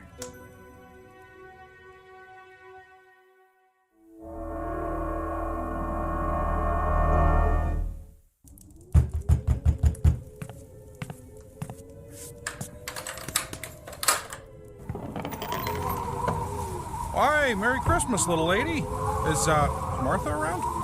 She's out back getting more firewood. That sounds like Martha to me. I wouldn't be surprised if she was chopping wood right now just for the exercise. I got her a chainsaw for Christmas. Wow, that's a thoughtful present. You visiting for the holidays? Yes, we barely made it through. Our car was running on empty. Martha's son got snowed in. She's really bummed out about that.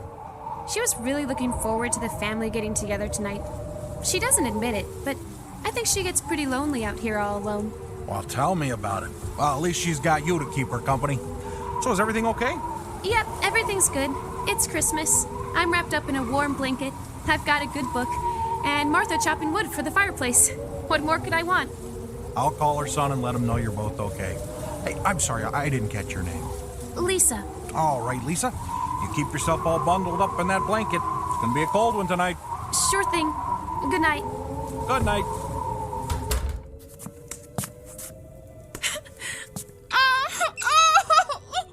Oh no! Not now. Oh God, please not now.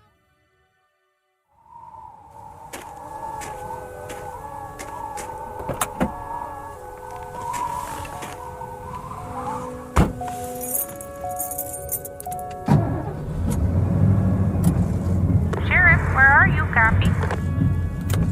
Hey, I'm just leaving the Walton place, over. Everything okay out there? Oh, yeah. Martha's phone lines were down and her son's flight got grounded in Chicago. He asked me to check on her. I can't imagine Martha ever needing help, though. What's up? Keep your eyes open. State police are looking for a kid who stole a car. On Christmas Eve? What is this world coming to? Oh no, I'm grateful. What do you mean? If it weren't for guys like that, we'd be unemployed.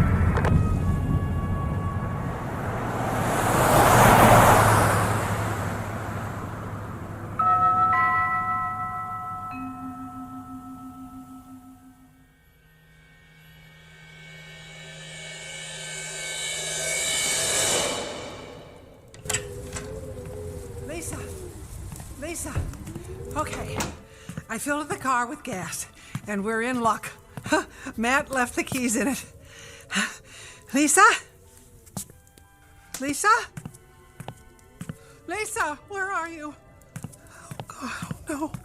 Her coat and her things are gone.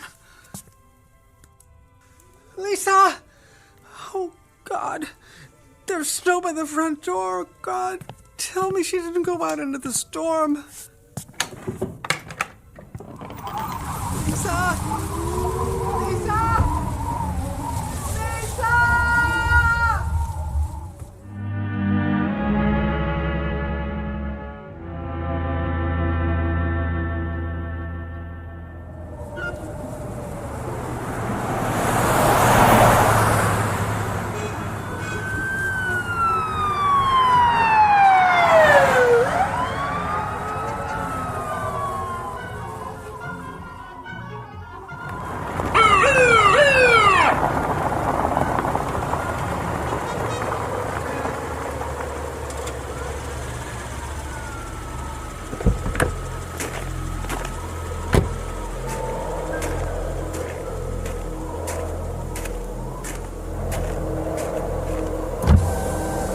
Can I see your license and registration? Of course, officer. This isn't my car, by the way. I know. Get out of the car, please. Sure, it's my Aunt Martha's. You got some ID? Of course. Here. My sister and I are visiting her for the holidays. What's your sister's name? Lisa. Can you describe her? Cute little blonde. She's with Aunt Martha right now. Oh, okay. Hey, here's your license. Yeah, I just met her. She told me how she got Martha a chainsaw for Christmas. Save old Martha's back from chopping wood, although I always thought that fit her personality more. I know what you mean. So, what are you doing driving around on a night like this? Well, Martha was saying how good her four-wheel drive is in this kind of weather, so I just wanted to try it out. Well, I don't blame you. Hey, have fun. You drive safe now. Merry Christmas. Merry Christmas.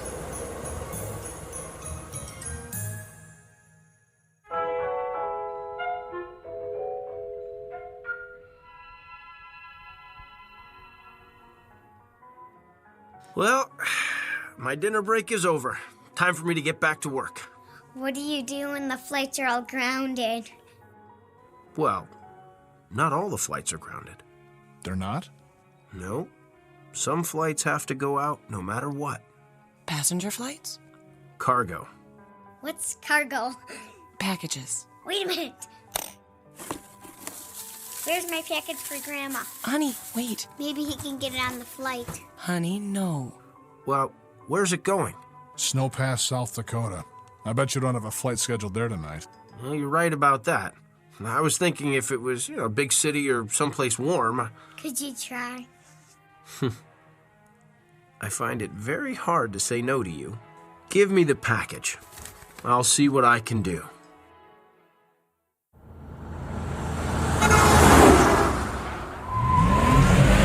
Those reindeer and the nose shiny red. Yeah! Ah! Oh my God! What was that? Did it come from? Oh no! Did a meteor fall from the sky? I hit somebody. Oh no!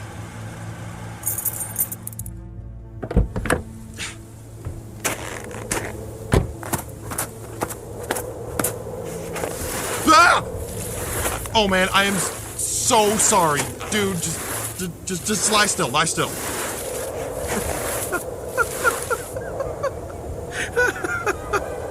Why? I'm making a snow angel under your SUV. You're not hurt?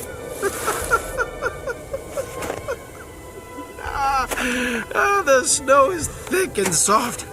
Whew, my angel wings are nice and fluffy. Go ahead, feel them if you want. What? I'm sorry, I'm kind of drunk, but you're an angel. Yeah, it's a big night for Christmas pageants, I'm pretty busy flying around from place to place. How come you didn't get hurt? Well, your SUV is pretty high off the ground, and I grabbed the bumper and just hung on until you stopped. I would have to say that this would be a miracle. It's Christmas. Hey, give me a hand and get me out from under here. Hey, careful. Don't get oil on the wings.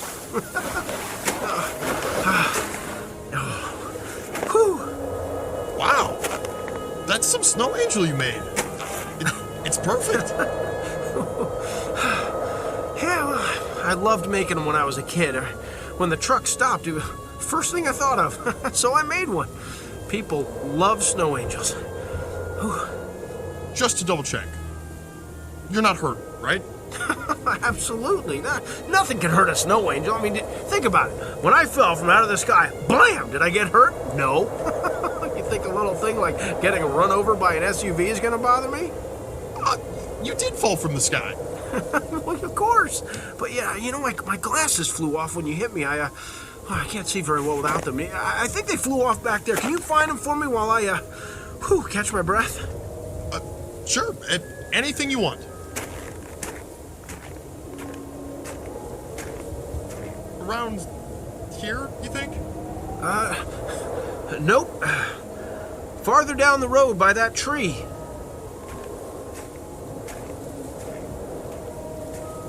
Like here? Further. Hey! Hey, what are you doing? Where are you going with my truck? Don't leave me out here, I'll freeze to death!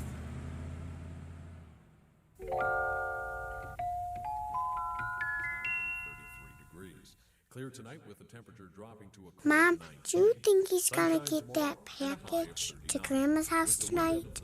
No, not a chance.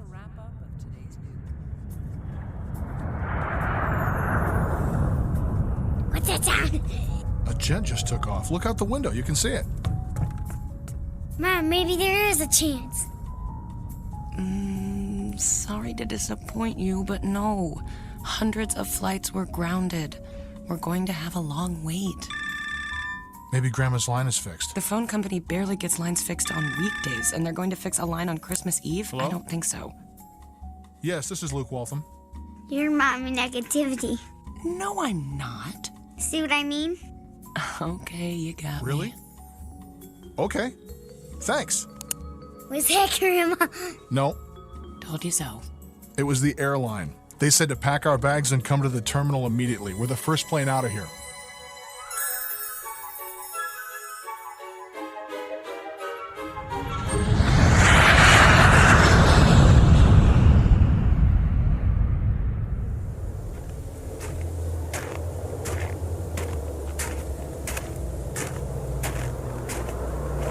Stop! Help! Stop!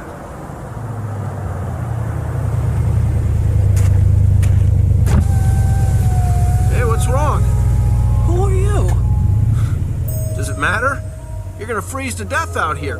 Get in.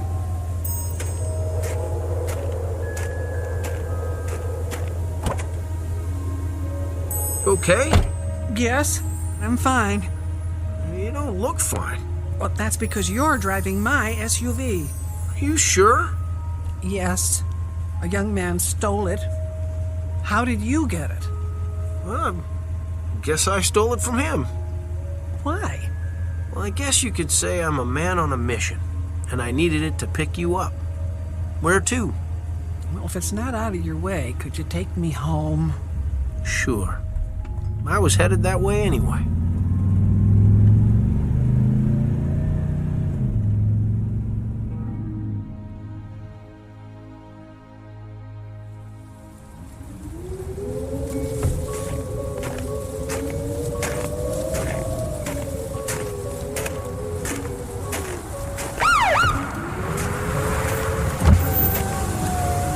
Hey, what happened to Martha's SUV? Huh? What? Well, I thought I hit somebody back there a ways, and... You did what? Well, I thought I did, but I couldn't have, because it came from out of nowhere. I mean, it was like he fell from the sky. He fell from the sky. Yeah, I think you better get in my squad car, and then we can go back and look for Martha's SUV. Well, we ain't gonna find it. I can tell you that. How come? Well, the angel that fell from the sky tricked me into finding his glasses. He made me walk away from the SUV to look for the glasses, and when I got far enough away, he drove off in the SUV. You know what I think? You got mugged, somebody hit you in the head real hard, and then stole Martha's SUV. You know, I did see a flash of light just before it happened, and then stars.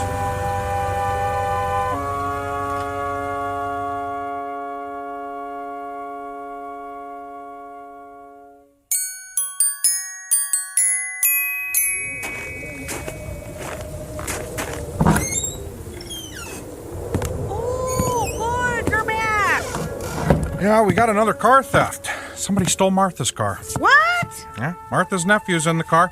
I found him on the side of the road. Somebody must have mugged him and stole Martha's SUV. Criminy! This car thief must really be busy tonight. The car reported stolen wasn't an SUV, it was an Eagle Talon with Minnesota plates. Oh, you got any ID on the guy? Minnesota State Police sent a picture of the guy who stole the Talon off a security camera at a truck stop. Oh, let's see that. Huh. This is a picture of the guy who's sitting out in my cruiser. Don't look now, Chief, but I think he just stole his third vehicle of the night.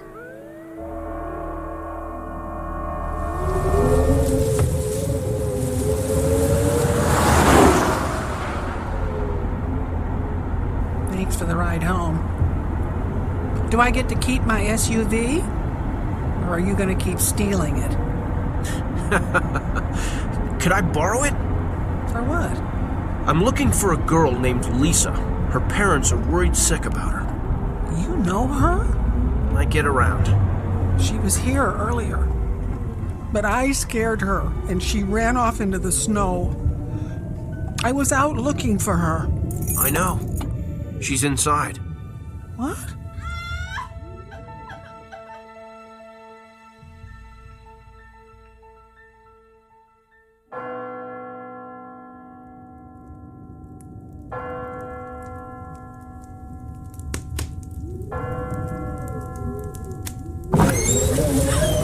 Martha!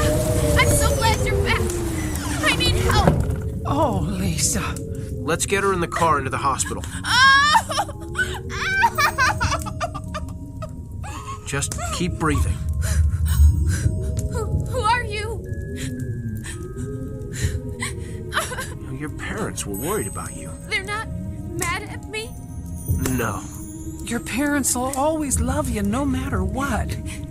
So, they sent an angel to get me? Well, they thought it would be pretty hard for you to turn an angel down. Anyway, I go where my beeper tells me and I do what I can. And you know something? You're in luck. I've got an ambulance coming to get you. You do? Let's go meet them.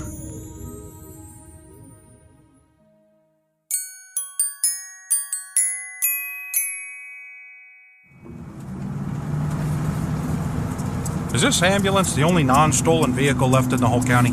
Could be. I didn't even make my car payment this month, so I'm not sure if I even have a car anymore. And how could I have been so dumb to leave that guy in my cruiser with the keys in it? Your Christmas spirit let you put your guard down. Hey, isn't that Martha's car heading towards us? Looks like it. Flash your lights. Will do. Oop, wrong button.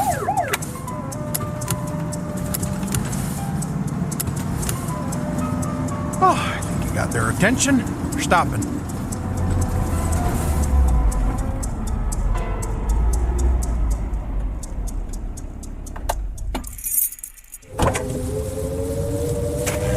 Sheriff, I'm so glad you got word to bring the ambulance.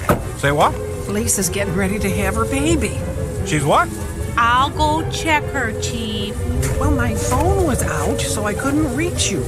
And then my car got stolen. Oh, I know. You knew? Yeah, well, the guy who stole your car, he stole my cruiser.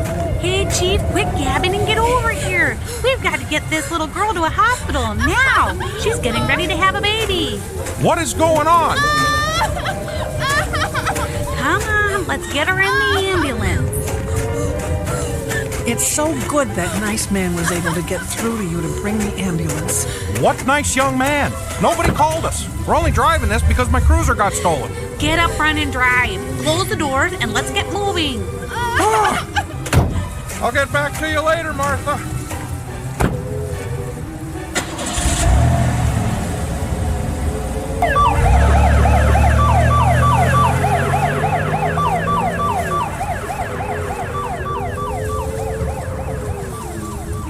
That problem is solved. Hey, want a lift back to the house? Yes. Quite an evening, huh? Oh, yeah. Unbelievable, actually. Do you mind if I ask you a question? Sure. Who are you? Well, I thought you'd never ask. You're gonna be really, really surprised. At this point, nothing would shock me. Okay, you ready? I'm a friend of your son. I don't believe you. See? I told you. Okay, then what's his name? Luke. Are you some scam artist? You could have looked that up. What's his wife's name? Jesse. What's their son's name? Well, that sounds like a trick question. They don't have a son. You have one granddaughter, and her name is Katie. All right, I believe you. You did a lot of nice things tonight, so you must be who you say you are. But of this happened so fast. I'm not quite sure what happened. Understandably. This is really bothering me. Do you mind if I ask you a little harder, more personal question now? I always love a challenge. Shoot. What are you doing out here in the middle of nowhere on Christmas Eve in an angel outfit? Delivering packages. So, are you one of Santa's helpers? Now, technically speaking, Santa's helpers are elves. I hate to break it to you, Martha, but there is no such thing as an elf. I know that, and we agree on that point then. But now I need to know you're not some crazy guy running around in an angel outfit. Martha, relax. Breathe easy. I'm not some crazy guy. Rest assured that I'm taking you home, and everything is going to be okay. Okay. But why are you here, really? Do you want me to level with you? Yes, please. Okay, here goes. I made a promise to deliver a package tonight, and I never break a promise. Who are you delivering it to? Well, the package is in the trunk. Should I stop the car and show it to you so you can see? No. Just take me home. No problem. You know what would be really something? What? If when we got there, your family was waiting for you. Now that would really surprise me.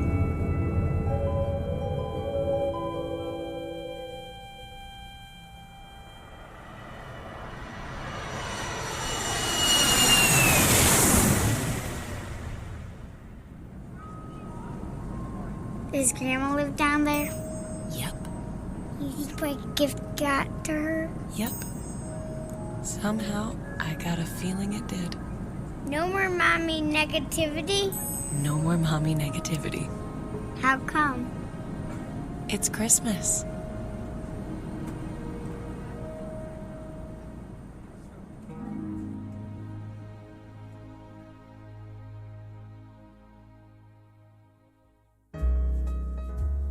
For a child, Christmas is never the same once they question the plausibility of Santa Claus. Giving one person the responsibility of delivering a gift to everyone in the world just doesn't seem possible. So Christmas is a time of wonder. It is a special time set aside for wishing, hoping, giving, and receiving, when everyone believes the impossible is possible. That's why it never makes sense to question a miracle or where an unexpected gift comes from. It might have come to you on the wings of a snow angel, special delivery from somewhere deep within the Twilight Zone.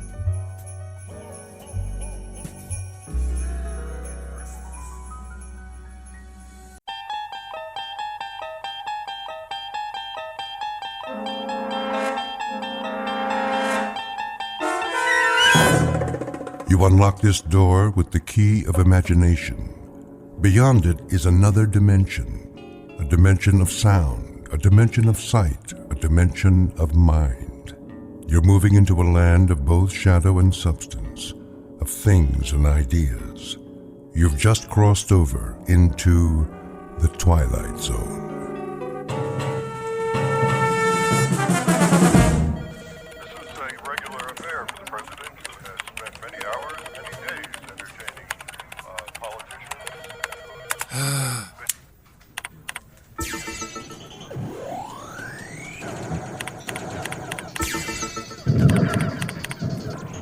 Alex? Yeah. Is that all you ever do is play video games on your computer? Hey, I'm in between assignments. When I got something to do, I'll do it. Yeah, well, your next assignment is probably going to somebody else. If you spent more time looking at your calendar than that stupid game, you'd know you're missing the editor's briefing. Fine. Thank you. I guess.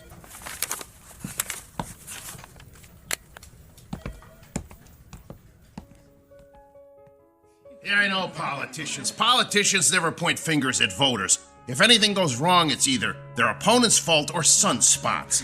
Do me a favor. Find another source to support it. Sorry I'm late, Tom. Ugh, Alex, you're always late. Get a plane ticket to San Francisco and rent a car. There's a research lab about 3 hours up the coast. Something right up your alley. Nanotechnology. Yeah, if it's too small to see, it must be Alex. Very funny. Maybe folks can find some new nano humor before I get back. Speaking of which, why am I going to Northern California? There's a guy named Thompson, a researcher, has a PhD in inorganic chemistry. Rumor has it he's found a way to use microscopic robots to clean up oil spills. If it's true, any company with the technology will make billions. Never heard of him. No one has. That's our job. You do know that. That's not my point. I mean, joke all you want about nanotech, but I know more about it than anyone in this building. This guy's off the radar. Yeah, and it gets better. It's starting to look like his venture capital is coming from a consortium of Middle Eastern banks. That means there's big oil money behind this guy, and it's possible he may have really pulled this off. That explains the secrecy. Big oil doesn't like publicity. I didn't say this would be easy. He works out of a private lab off Highway 1. He's right on the ocean. Oh, sweet deal. Look, I don't care what you do in your spare time, but find out something about this guy and what he's up to. I don't suppose knocking on the door and saying, "Hi, I'm a reporter, what are you up to?" is gonna work? No. Your usual investigative reporting approach is probably not gonna work. That's why we got you hired to work as a graduate assistant on his project. I'm doing what?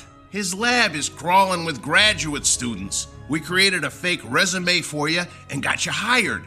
You start in 3 days, so you better get packed. How long am I supposed to work there? Till you have the story. Now, get out of here.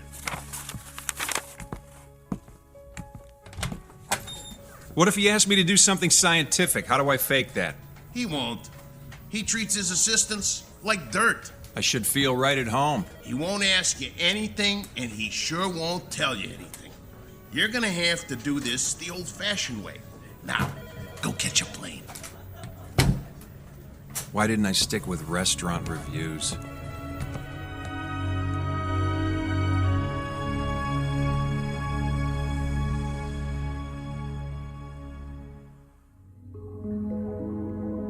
Meet Alex Harrington, a hack reporter with little talent whose career is defined by things as small as his ability. He's a man in search of the big story, and he's about to find it under the microscope that always shows the truth. A truth that can only be found between a shoreline of dreams and that deep blue ocean of fate known as the Twilight Zone. And now, The Twilight Zone, and our story, The Nanobots, starring David Pasquesi, with Stacy Keach as your narrator.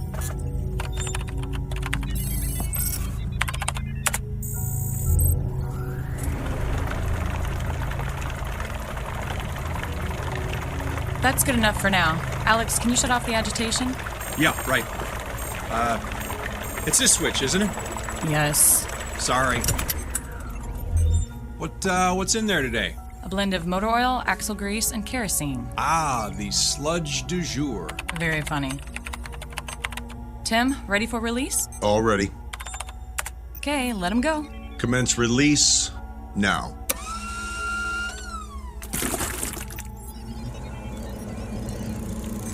Why do they make that sound? We don't know. They just do. It usually starts after they start eating. And what exactly are they eating? We're not real sure, but if it's got petroleum in it, they eat it. No one seems to know much about anything around here. You're right, Alex. And for the record, you seem to be the most clueless man in the building. Okay, I'm gonna take a little break.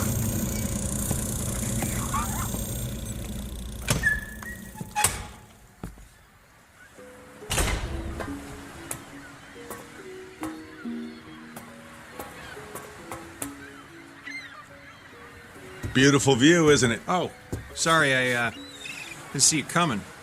Yeah, I could stare at the ocean for hours. Excuse me, can I bum a smoke off of you? You smoke? I wouldn't have expected that. I thought all of you environmentalists were against things like cigarettes. Yeah, well, don't tell anybody.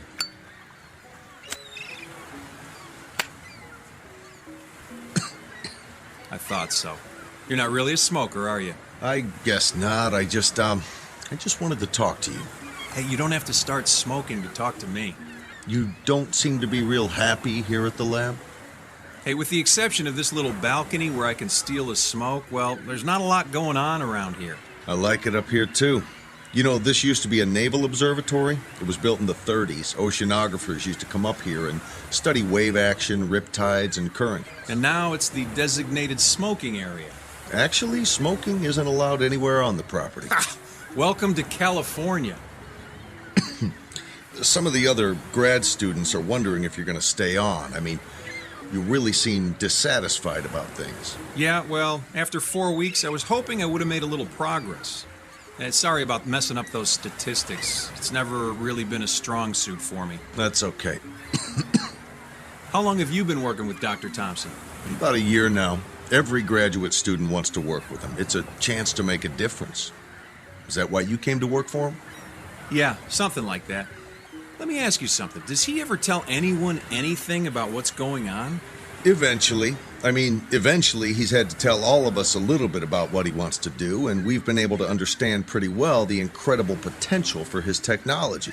All we knew coming in was that he was working on a revolutionary new way to save the environment. And that was good enough for you to sign on? Hey, graduate students rarely get any information about their assistantships. Did they tell you something more? No, I guess not. In fact, I know less than you do.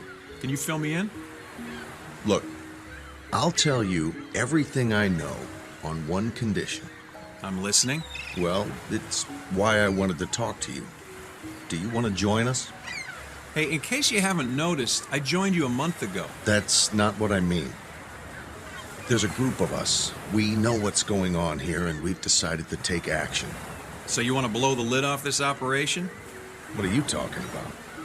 All right, maybe I should slow down. What kind of action are you looking for? Okay. Maybe you should lose the cigarette. Right. I'll just hold it. Look, Dr. Thompson's a specialist in something called nanotechnology. It's small, microscopic robots that perform certain functions on a molecular level. Believe me, I'm familiar with it. Sorry, of course. That's why we're all here. Anyway, he's successfully developed microscopic robots that will consume oil in the ocean from oil spills. That much I figured out. You got any idea how they work? Yeah, I've seen them in action. They look like tiny metal spiders with a tube that extends from the center of their body. Creepy in an elegant sort of way. They're powered by the hydrogen and oxygen in water, and they attack petroleum-based materials and transform them into inert, harmless carbon dust. Then they feed on the carbon to reproduce themselves. Every nanobot reproduces itself by a factor of 2, and then those two move on to repeat the process. Yikes, that means they reproduce exponentially. Yeah, toss a handful of them on an oil spill, and in no time there are billions of them cleaning it up. So what action exactly are you and your group going to take? Dr. Thompson keeps delaying the project. Instead of applying for federal approval and implementation, he wants to shorten the lifetime of the bots. He wants to limit their functionality to a few hours, but he won't tell us why. So he's trying to dumb them down. Doesn't sound all that profitable. Actually, it's quite the opposite. He keeps saying it's not about profit, but we've figured it out. He's backed by some shady characters. We've seen them at the lab a few times. We think they're connected to oil companies, and it's all about the money. Who exactly is we?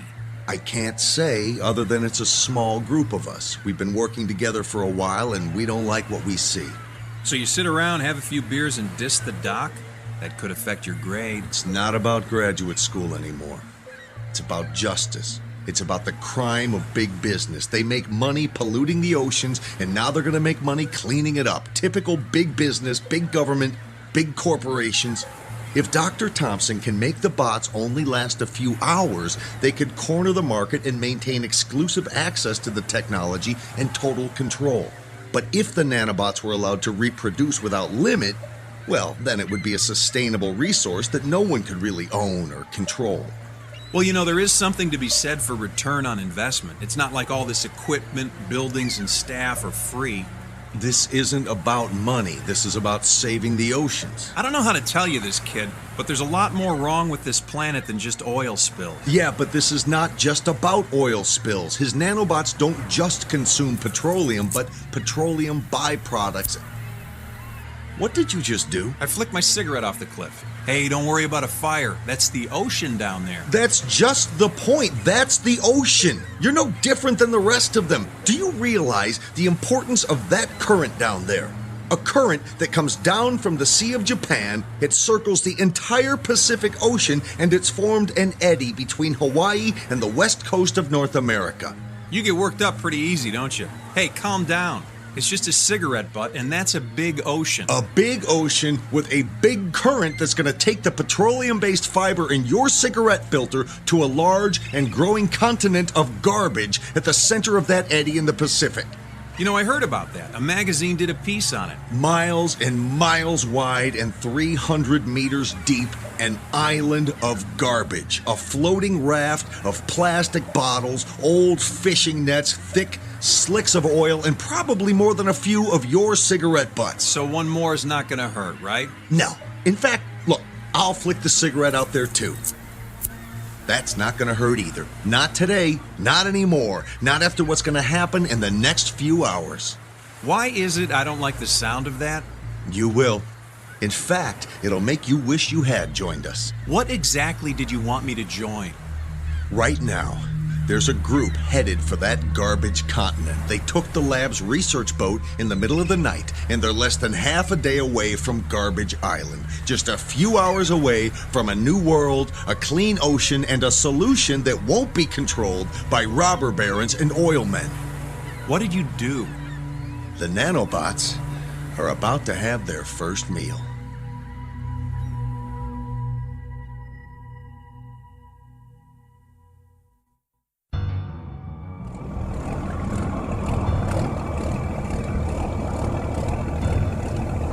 Don't get too close. If we get tangled up in some of those old fishing nets, we'll never get out of here. Sure we will. Once the bots get to work, this raft of plastic trash will be gone. Look at the size of this thing. You can't even see the other side of it. How should we do this? Well, we've got the nanobots in these 3 test tubes, and if we throw them out on the plastic, the tubes will break and the bots will get to work. But what if the test tubes don't break? I mean, that's a big raft of plastic out there. It's not like we're throwing these things on rocks. Yeah, I didn't think of that. All right, you know what? Open the tubes, and they'll spill out when they land. Let's do this. Okay, you ready? Yeah. All right, on 3. 1, 2, 3!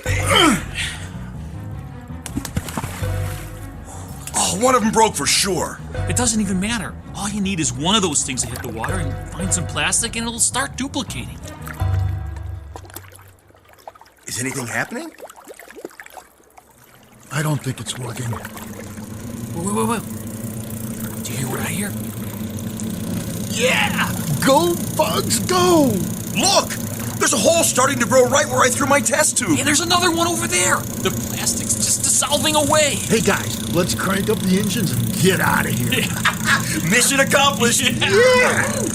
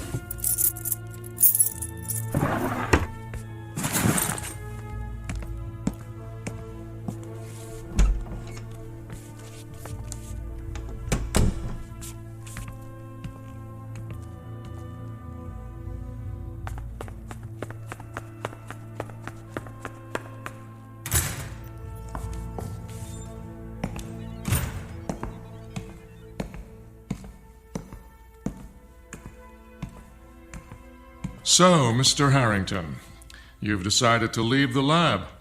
It's not going to look good on your resume, you know?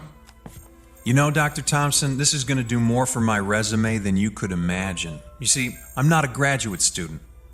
That comes as no surprise. I always thought you were a little old for this position. Besides, your performance here has been miserable. So, what are you? A government mole? Someone from the Pentagon sent a spy on my progress? Actually, I'm a reporter. A reporter? How quaint. I'll have you arrested. You falsified your application. You faked your credentials. You signed a security agreement. You lied and you just admitted it. You don't know who you're dealing with here. If the answer is big oil and your group of Middle Eastern venture capitalists, I'm all over it. Sir, you are a moron. You have no idea what's happening here. That makes both of us. You see, there's something you should know. Something I found out about your lab and the activities of some of your graduate students. Doc, what you're doing here is quite dangerous, if not reckless. What I'm doing here is strictly controlled, and it's nothing more than developing microscopic, mindless little machines. Machines with a voracious appetite for petroleum-based products. A thimbleful of my nanobots could have cleaned up the oil spill from the Exxon Valdez in a matter of hours. What I'm doing here will protect us from danger, not create it. So what's the catch? I mean, if this is such a miracle invention, how come you're trying so hard to shorten their life cycle?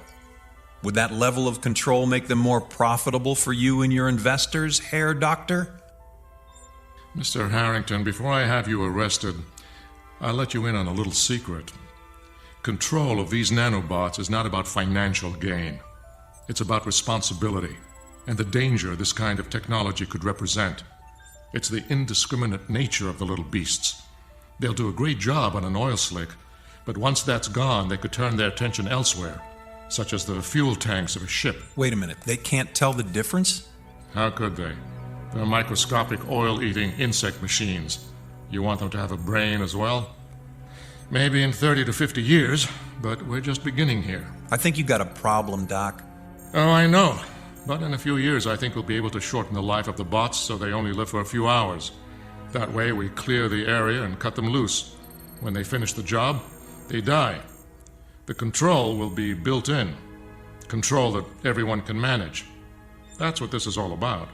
The nanobots you developed and are testing right now, how long does this current batch live? Potentially forever.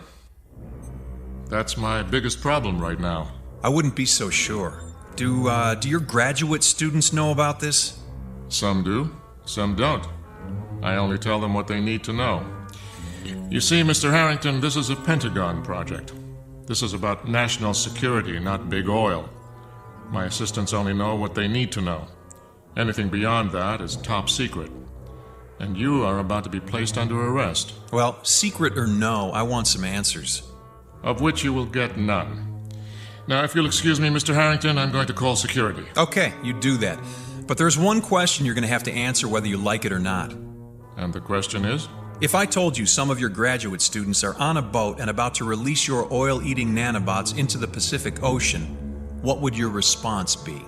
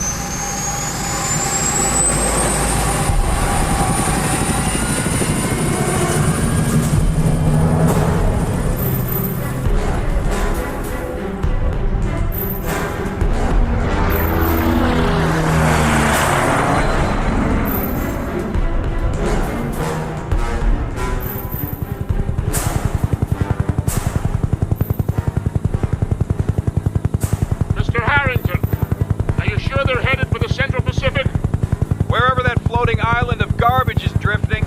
That's where Tim said they were going. The Navy has dispatched a destroyer.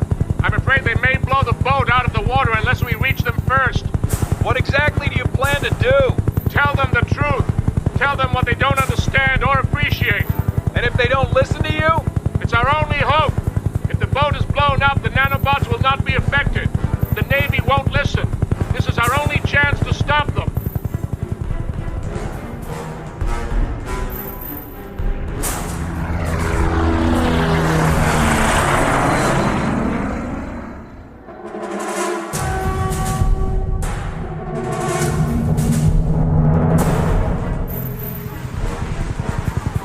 Is that your boat?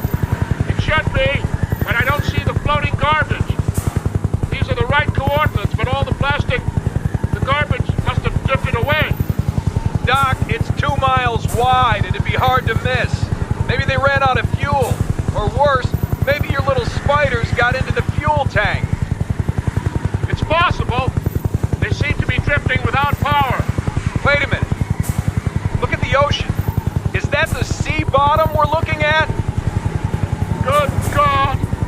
The water is more than 1,000 feet deep in this location, and you can see the bottom. It looks like your little inventions work. Something's not right. The clarity of the water, I don't understand it. CG Base, we have a ship in distress.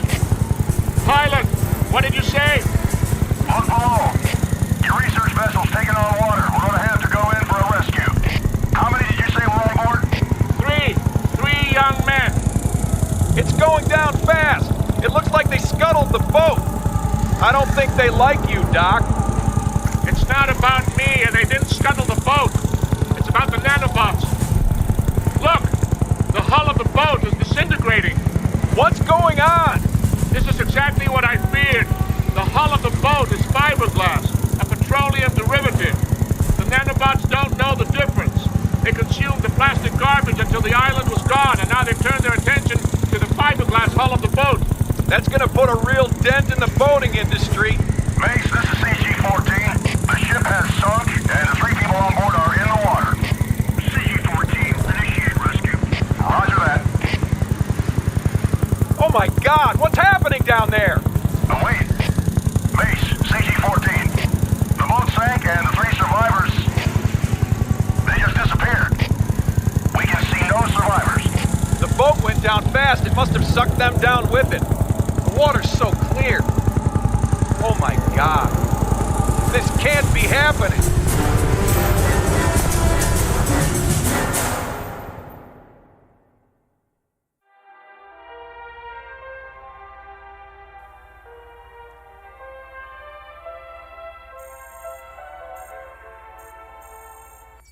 We interrupt this broadcast to bring you a special report. The United States Coast Guard has announced that thousands of distress calls have been received across the Pacific Rim in the last 48 hours. According to the Department of Homeland Security, the alert status in the United States is code red, as a combined Navy, Coast Guard, and international effort has been assembled to deal with the crisis. Latest reports indicate that numerous ships, yachts, and pleasure craft have sunk unexpectedly and abruptly along the entire Pacific coastline. All watercraft are being ordered to stay in port, with the exception of naval vessels involved in the search and rescue efforts. Stay tuned for further reports. So that's the official story? No explanation, no information, just don't go in the water? What do you want us to tell people? Isn't there enough panic for you media types to roll around in? Media types? We're the bad guys? I think you're the one who's got some explaining to do, sir. I have nothing to explain to you. Well, maybe not me, but it looks like you got a small army of graduate students looking for some answers. Is it true? What Tim told us? Is it true? Tim, is he here? Where is he? He's gone. He stole a boat from the marina. He's going out to find his friends. Before he left, he told us what they did. Is that what the news reports are all about? Is that why the lab is surrounded by military police? Military police have surrounded the lab? What's going on here? No one can leave this facility. There are additional researchers en route. We're all going back to work. Work without sleep until we can find a way to stop the nanobots. Until then, we're locked down. You're not including me in this little party, are you? Especially you. We'll accomplish nothing with the additional chaos you'll create. What about Tim? He took off in a fiberglass cigarette boat. Ha! Good man. He doesn't smoke, but he found his cigarette. Mary, Tim is dead. The boat he's traveling in will no doubt encounter a great tide of nanobots, and he too will sink into the deep. Justice, if you ask me. He's the ringleader who caused all of these problems. So, on that happy note, I'm going up to your observation deck to have a smoke. Unless you have a problem with that, Dr. Thompson? Smoke yourself to death. The sooner the better. Will do. And as for all of you, Godspeed and good luck. We'll divide into teams. No one works alone. Progress will be reported on an hourly basis.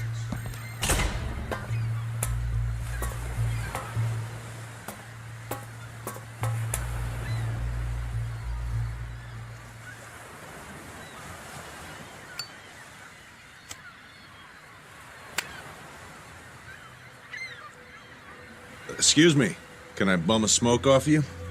Hello, Tim. I heard you were dead. Sounds like Mary did her job.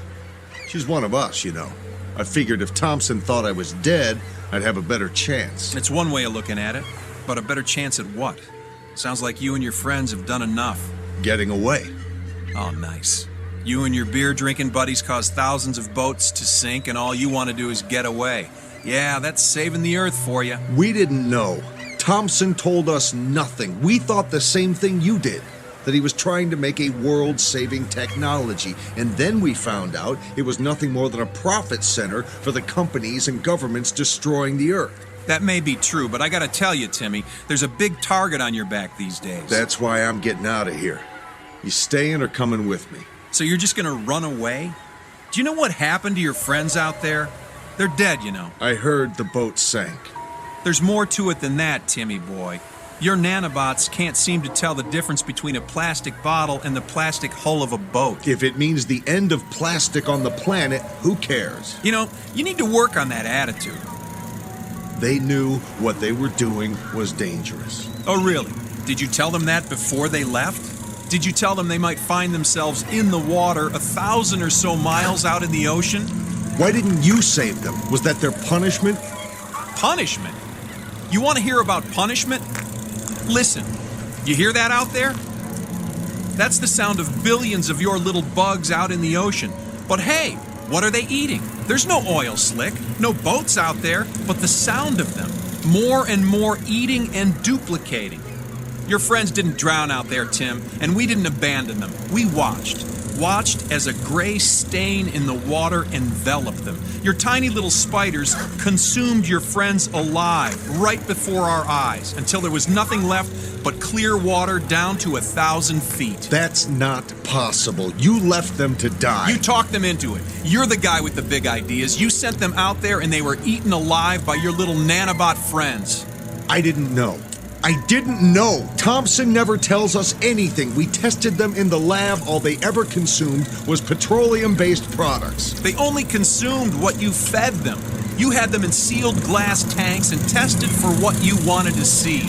Too bad you didn't stick your hand in there just once. Things might be a little different now. Things don't sound like they're getting any better. We gotta get out of here. We? Aren't you confusing me with your co-conspirators down there in the lab? You stay if you want, but you're gonna die. Look. What the hell? The nanobots. They're crawling up on land. They're consuming the plant life and the bacteria in the sand on the beaches. Anything organic, anything that's carbon-based. They don't know the difference. Tim, we have to get out of here. Let's go. No, we can't go that way. They've invaded the lab. You! What are you doing here? Marine! What? Close the hatch. Maybe we can keep those things off the deck. Do you realize what you've all done? Look! They're spreading! Those people, the soldiers, the bots are all over them. They're approaching the foundation of the lab. Thompson, how do we get out of here? Unless you can fly, Mr. Harrington, I'm afraid you have no options. They won't get up here. They can't. Can they? No. The foundation and walls of the building are composed of stone, concrete, and steel. They need carbon and water to spread. So it's over? No, Mr. Harrington. I'm afraid it's just beginning. Do you see that creek over there? They're moving upstream. Like the veins and arteries in an organism. Consuming every carbon-based life form in their path across every continent, no doubt. We have to get out of here. We can't stay here. When Mr. Harrington sprouts wings, maybe he'll take you with him. Thompson, what are we supposed to do here? We wait, Mr. Harrington. You see, all humans are carbon-based life forms. It's not petroleum the bots are after. It's the carbon in the oil. That's the trigger. That's what I was trying to solve. But none of you could wait. So now we wait here. Wait until they move on. Or they die. Yes, that's also an option. Of course, given the fact that they have a life expectancy measured in tens of thousands of long years, that would be a very long wait.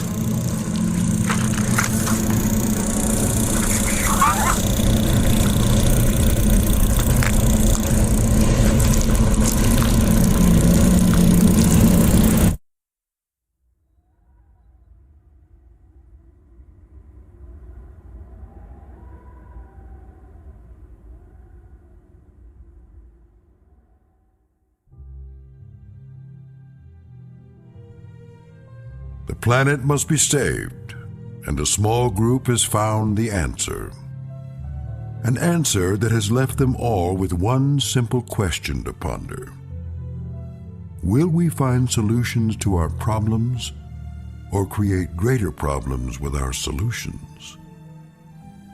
No one can tell except for a desperate collection of people standing alone in that land of unintended consequences, known as the Twilight Zone.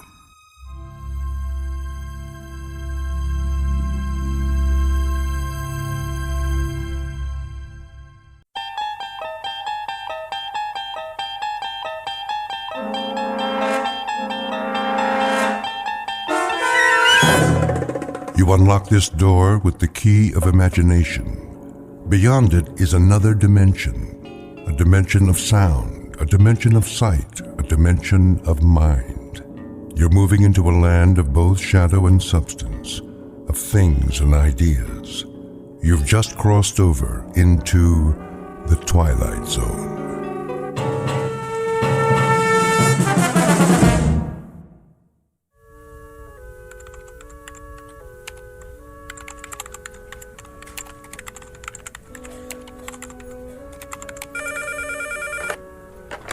Northwest Medical Clinic, how can I help you?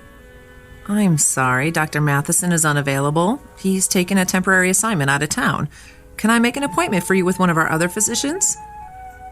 Fine. Okay, let's see. How about next Tuesday at 2:45? Great. You'll be seeing Dr. Kyle Powers. You're welcome. Goodbye. Psst, Dorothy. What is it, Millie? Kyle gets another victim, eh? I know, right? How many of Dr. Matheson's patients is he seeing? Quite a few, which makes sense. He's got the lightest patient load at the clinic. Gee, I wonder why. Shh, Millie, someone will hear you. Well, maybe they should know what they're getting into before they see Dr. Doom and Gloom. Excuse me. May I help you? I have an appointment with Dr. Kyle Powers at 10:15. Another one bites the dust. Shh. Okay, what is your last name? Callahan. Okay, Callahan, let's see. Ah, yes, you were originally scheduled with Dr. Matheson. Yes, but I guess he's out of town for a while. I'm afraid so. Dr. Matheson accepted a year-long research position at a university on the East Coast. Oh. Kyle is seeing most of his patients. Like lambs to a slaughter. Millie? Mrs. Callahan, why don't you just have a seat over there in the waiting area? The nurse will call your name when the doctor is ready to see you. Thank you.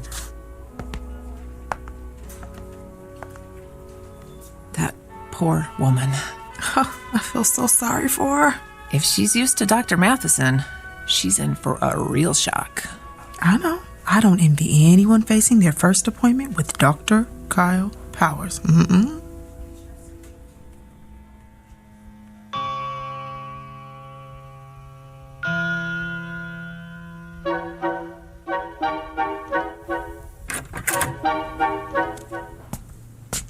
Mrs. Callahan? Yes? I'm Dr. Kyle Powers. It's nice to meet you. And why are you here today? Well, I'm concerned about this mole on my leg. May I see it? Of course. It's right here, see? On the calf. Dr. Matheson said I should keep an eye on it in case it changes. I think it looks a little bigger. What do you think it could be? A mole that changes like that is usually melanoma. Oh, melanoma? That's cancer, isn't it? Yes, it is. I'm going to need to ask you some questions. Oh, well, go ahead. When did you first notice the mole had changed? About a week ago. How much bigger is it? I'm not sure. 50%? No. 40%? 30? 10% maybe. Do you spend a lot of time in the sun? No. Has anyone in your family ever had melanoma? No, I don't think so. Did you ever have a severe sunburn as a child? No, not severe, no. Do you have a lot of freckles? No. Are you taking any medication that would weaken your immune system? Oh, I don't think so. What would weaken my immune system? Well, any number of meds. Azathioprine, benzotophine, cortithionate. I don't even know what those are. Doctor, please just tell me if I do have melanoma, what treatment is available? Well, that depends on what stage it's in. Surgery is typically the first treatment for all stages of melanoma. Surgery? And of course, if it spreads to the lymph nodes, those have to be removed. Late-stage melanoma also has to be treated with chemotherapy. Chemotherapy?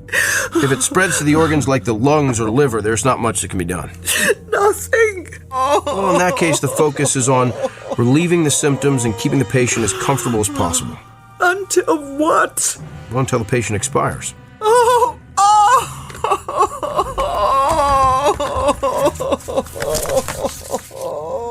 I'm going to refer you to a dermatologist. He'll perform a biopsy and then send a sample of the growth to the lab. If it is melanoma, the dermatologist will refer you to a surgeon for the sentinel lymph node biopsy.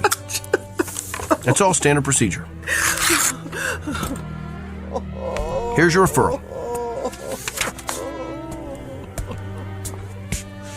And Mrs. Callahan? Yes? I know there's something most patients worry about at this point, so let me assure you. Even if the cancer gets to the point where you can't function, your insurance should cover most of the medical bills. Keep in touch.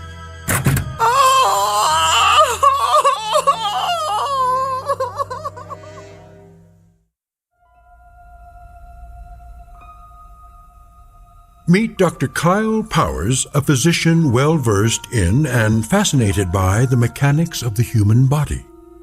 Alas, he is also a man with an unmistakable disconnect between his intellect and his heart.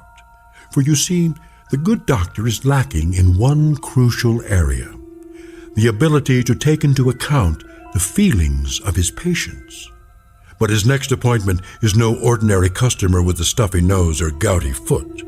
Awaiting him in exam room number 6 is a messenger who is prepared to give Dr. Kyle Powers a dose of his own medicine. A prescription that can only be filled in the Twilight Zone.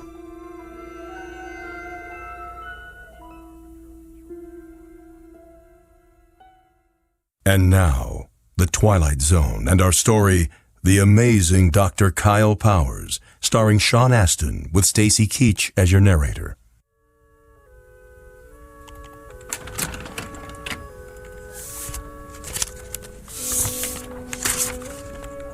Kyle? Kyle. Yes, Doctor? I told you, you can call me Bill. Okay. Bill? What is it? You saw Dolores Callahan this morning, right? Yes, the melanoma. No, Mrs. Callahan is not the melanoma. Mrs. Callahan is the widow with 3 children who has a suspicious mole. How do you know what she has? Have you been checking on my patients? Just the ones that have left here in hysterics. She was distraught. That's to be expected when you're facing cancer. Who's to say it's cancer? Why assume the worst and communicate those fears to the patient? Come on, Kyle. You've worked here a few months now. You should know that's not how we roll. I just provided her with all the facts. My guess is she's home right now making an informed, thoughtful decision about how best to address her illness. Really? Because after your interrogation, my guess is she's home right now making out her will. Look, we have a responsibility to make certain our patients leave here with a hopeful outlook. Our responsibility? is to diagnose them correctly. What if we treat a patient for something trivial that's really something life-threatening? The golfer who collapses on the 17th hole from the heat, but who really had a stroke. The woman with the annoying little cough that turns out to be emphysema. The list is endless. Thyroid disorders masquerading as psychiatric problems. Lyme disease posing as arthritis. That's why I ask so many questions. The more facts I can get from the patient, the more accurate diagnosis I can make. So you're going to continue cross-examining our patients like it's the Spanish Inquisition? Look, doctor, I realize my technique differs from yours. It may not consist of the sycophantic mollycoddling you prefer, but I think you'll find overall that it gets me closer to the most accurate diagnosis possible. That may not mean anything to you, but it's the reason I get up in the morning. It's how I roll. Now, if you'll excuse me, I have a lot of patients to see. May God help every one of them.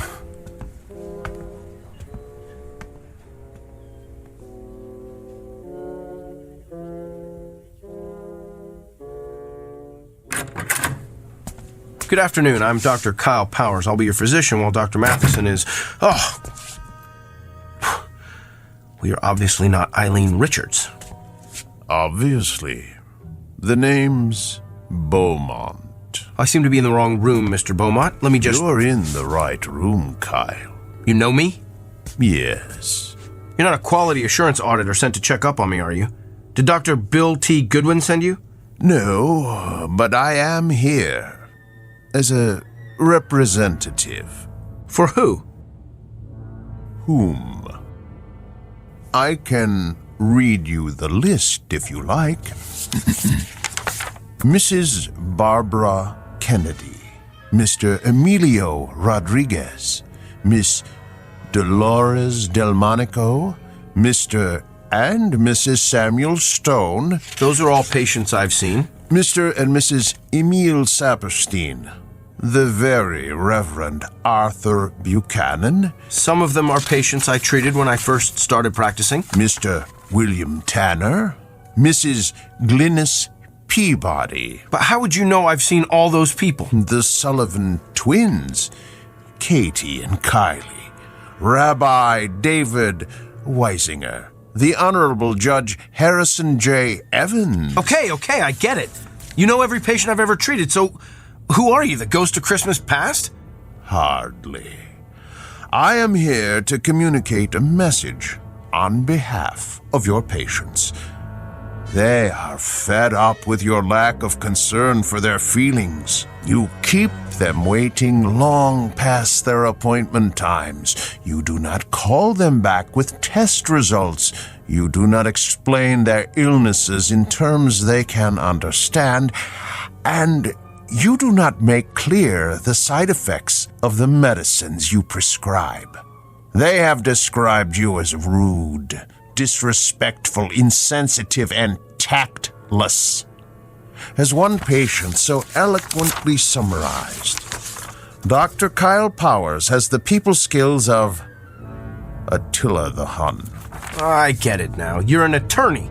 You're representing all those people as a part of some kind of lawsuit against me. I'm afraid not. I am simply here to, how shall I put it, keep things in balance. Look, I don't care if you're here as an attorney, an auditor, or my fairy godfather. All I know is I've effectively diagnosed and treated hundreds of patients. That's how I gauge my success, not by the number of friends I've made along the way. In short, I'm not broke, so I don't need fixing.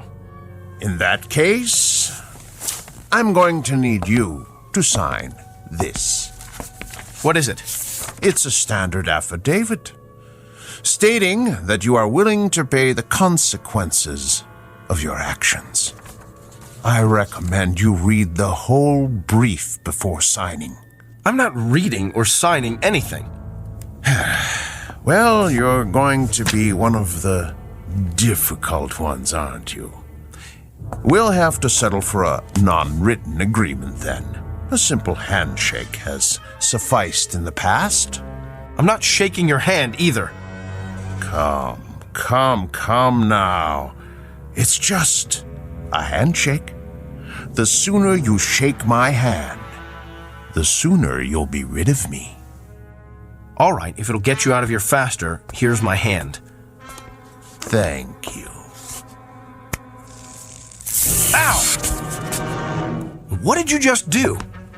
Good luck, Kyle. Wait! What did you do to me?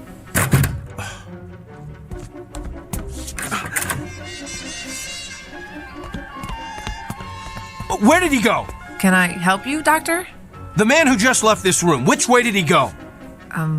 You're the only one who's left that room in the last 10 minutes.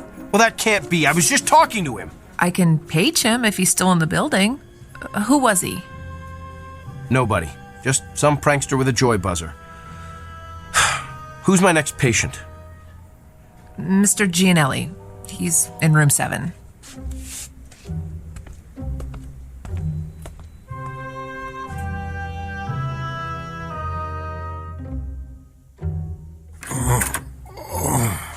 Good afternoon, Mr. Gianelli. I'm Dr. Kyle Powers. I'll be your physician while Dr. Matheson is gone. Are you in pain? Oh, yeah. Where does it hurt? The back. What part of the back? Down low. Did you do anything that might have caused it? Probably. I work on a construction site, see? And I had to move some heavy sheets of plywood by myself. On a scale of 1 to 10, how bad would you say the pain is? About a 7, maybe 8. Seems like it's gotten worse in the last half hour or so. Well, let me take a good look at the area where it hurts. Could you lift your shirt, please? Sure. Lower back, you said? Yeah. All right, I'm going to feel around the area.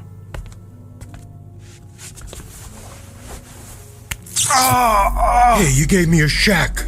Oh, Doc, you okay? I don't know. I feel, my back suddenly hurts. Yeah, must be going around. It just started out of nowhere. Maybe it's some kind of a kink. Let me see if moving around helps it. No, it still hurts. Excuse me, Mr. Gianelli. I'm gonna have to sit down over there. Hey. The pain stopped. Lucky you. That's odd. It stopped when I let go of you. Mr. Gianelli, I'm gonna touch you again. You're the doctor. Ow, Doc. You need to get a humidifier in here. Fascinating. You're done already? Yes, Mr. Gianelli, this is just a hunch, but is the pain you're feeling on the left side? Yeah. Does it hurt no matter how you move? Yeah. And you say it's gotten progressively worse? Oh, yeah. I think I know what's wrong with you. So do I. I pulled a muscle hauling around those stupid sheets of plywood. I don't think so, Mr. Gianelli. You have a kidney stone. You're kidding me. I'm convinced of it. I felt, that is, you have all the classic symptoms.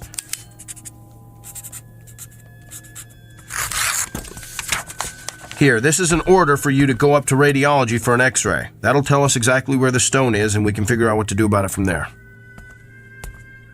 Hey, Doc, can I ask you something? What? How could you tell all that just by touching my back? Mr. Gianelli, I wish I knew.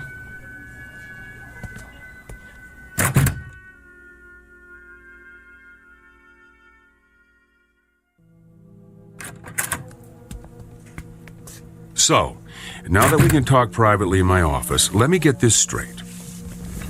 You're telling me that you've been able to tell what your patients are feeling simply by touching them, that you can actually experience the pain they're feeling. That's what I'm telling you.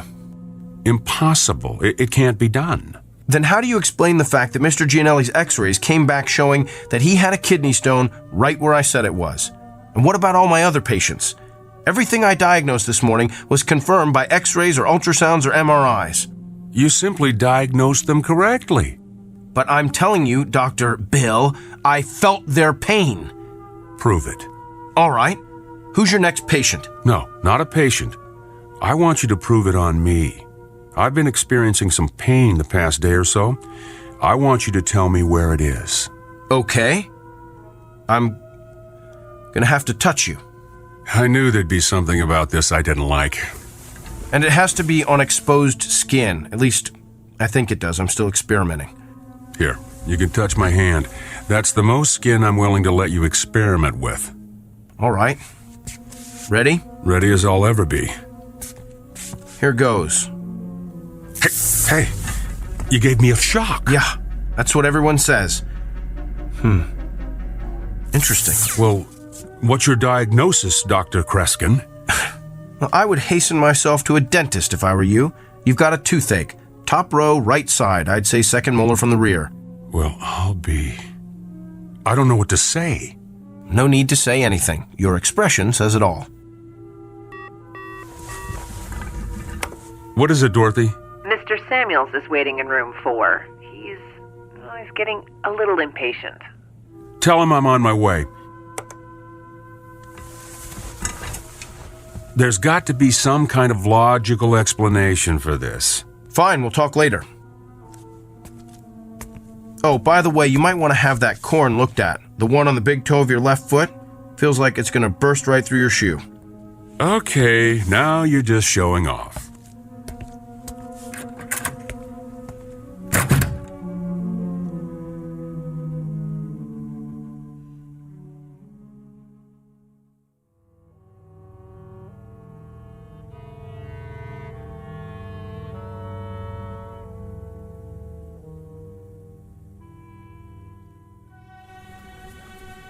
Okay, thank you.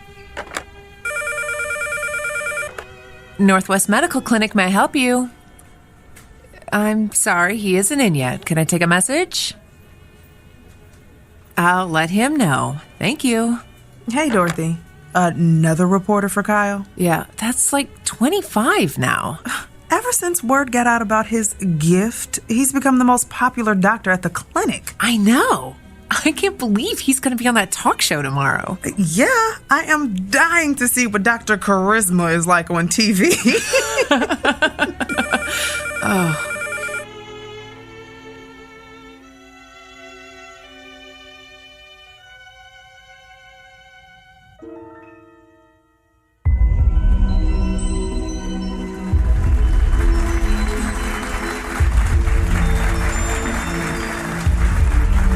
Welcome back to Barbie Porterson's Wake Up Call. I'm Barbie Porterson, and this half hour I'm going to have part 3 in my series on how I've managed to stay young looking the natural way without the use of drugs or surgery.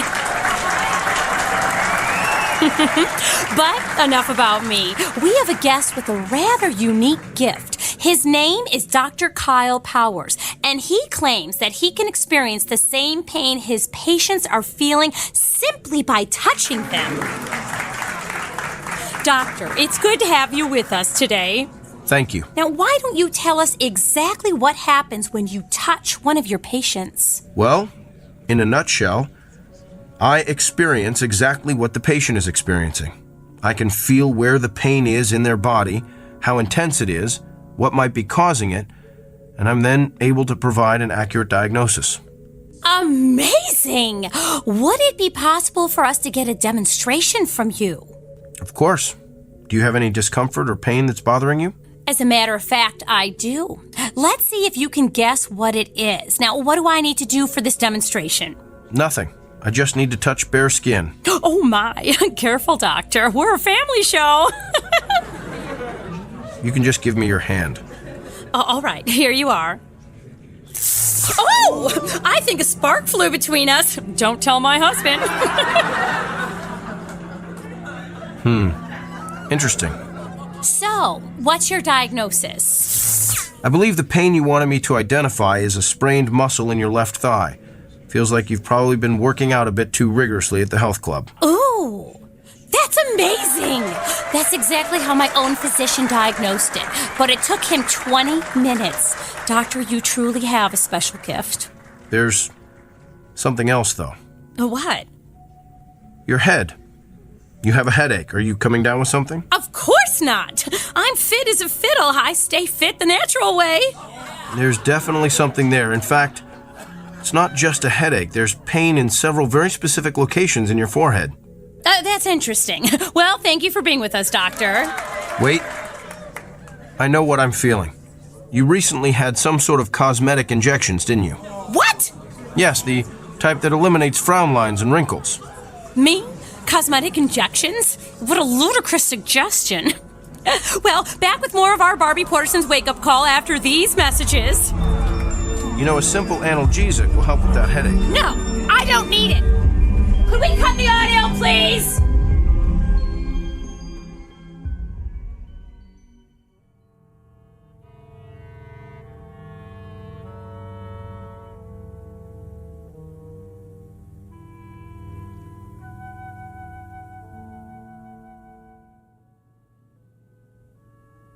Yes, I think that would be quite agreeable.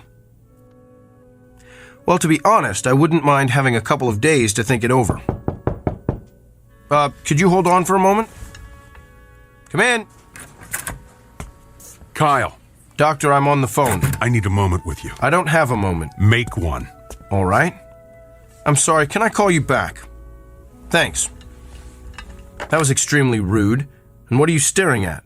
You look so pale. Do you feel all right? I feel fine. Just a little stressed, and your intrusion doesn't help. So what's so urgent that it can't wait? Well, let's start with the waiting room overflowing with your patients. I had an important phone call. With who? Not that it's any of your business, but I was talking to Nigel Fairwick. Nigel Fairwick? He's the TV producer who creates all those vapid reality shows. Why would you want to talk to him? He wants to produce a television show starring yours truly. You're kidding me. Didn't he see that debacle of a TV interview you did the other morning? Yes, in fact, that's why he wanted to talk to me. Apparently the show's ratings skyrocketed after I outed Barbie Porterson. The interview is all over the internet. And this TV show of yours will allow you to perform additional acts of benevolence for the public good? Sometimes. But mostly will consist of me diagnosing the illnesses of actors, political figures, and even world leaders. Doesn't it bother you to exploit your gift like this? Exploit? You just don't get it, do you? I'm not seeking these people out. Nigel Fairwick, the newspaper's looking for interviews, those patients in the waiting room, they're all coming to me. I'm the solution to their problems. I'm the answer to their prayers. Spoken like a man with a true messiah complex. There's just something about your gift I've been trying to figure out. If you can feel your patient's pain, then you must be able to feel other things as well. Like what? Like their emotions. You must be able to feel their fear, their anxiety, their despair. Do you feel those things, Kyle? I feel them. Then why don't you ever talk about them? In all the interviews you've given, I've never heard you once mention the patient's emotions. Because it's irrelevant. It's the pain that helps me diagnose the illness. Besides, those feelings only last as long as I touch the patient. So you shove those emotions aside. The way you've done with your own emotions all your life, I guess. Don't you see what you're missing? You could be relating to your patients in a way that no other physician could ever hope to achieve. You could treat your patients on every conceivable level, not just the physical, but the emotional, the spiritual. Kyle, you're the winner of some sort of cosmic lottery. Don't squander it on a mindless television freak show. I'm sharing my gift with my patients. If I go on TV, I can share it with the world. How is that squandering my gift? Because you're doing it to stroke your ego. How do you know why I'm doing this? Can you read my mind? Is that your gift? Oh, wait, I forgot. You don't have one. Hello? Nigel? No, it's all right. I'm glad you called back. I've decided I don't need more time to think. I want to get started on this TV show as soon as possible. This afternoon? Well, that sounds great. I'll see you then. Thanks. You're really going to do this? I have a meeting with Nigel in an hour to sign the contracts. And what about your patients? Tell them to come back tomorrow. What if they don't want to? What if they can't? Oh, they'll be back. That's the part you don't seem to understand, Doctor. Everyone wants to see the amazing Dr. Kyle Powers.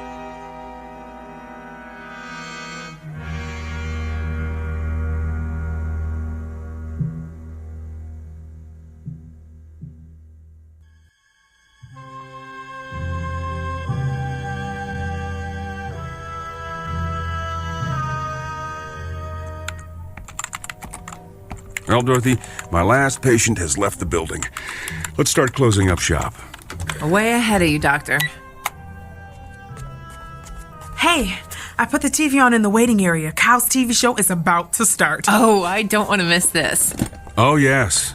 We shouldn't miss the circus when it comes to town. Come on, Doctor, it started. I'm coming.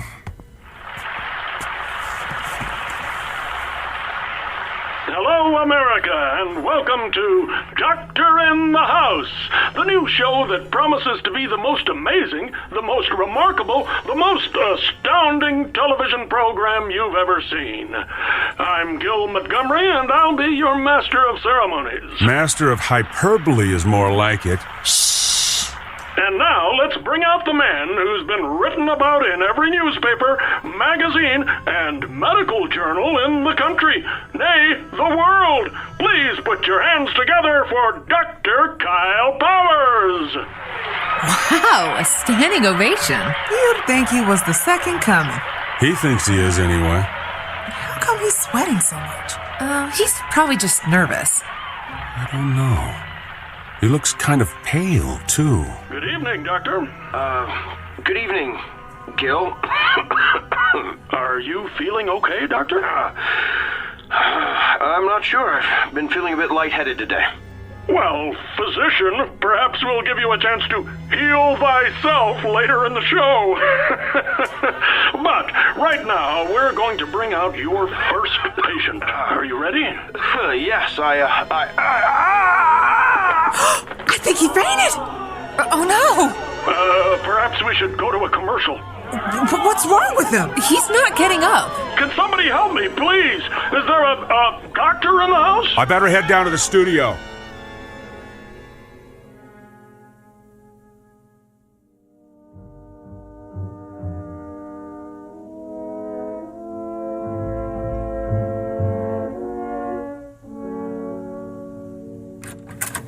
Kyle, I've got the results of your tests.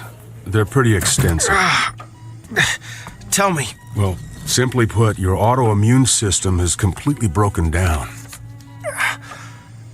Can you tell why? No, I can't find anything that would cause it. There was something about your results, though, that looked familiar. I'd seen this pattern before, but I couldn't remember where. You've seen this pattern. You've seen this pattern in another person? Not one person. Many people. I went back through your files of all your patients. Kyle, what you're experiencing is the affliction of every person you've treated in the past 3 weeks. Think about it. You've got emphysema like Mrs. Crandall. You've got stomach cancer like Mr. Drummond. Even have a kidney stone like Mr. Gianelli. Yeah, you get the idea. Every illness you've treated in the past 3 weeks is coursing through your body. It was 3 weeks ago that... You received your gift. I know.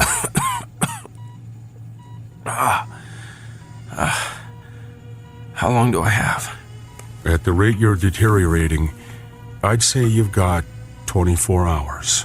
No. That just can't be. Look, I know you're in a lot of pain. We're going to do what we can to make you comfortable.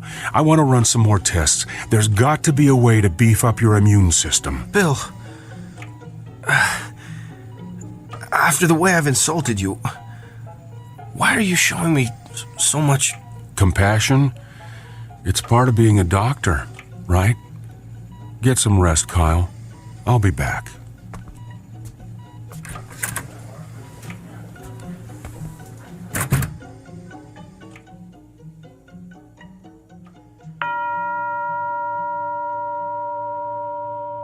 The time is now 9 p.m. Visiting hours have ended.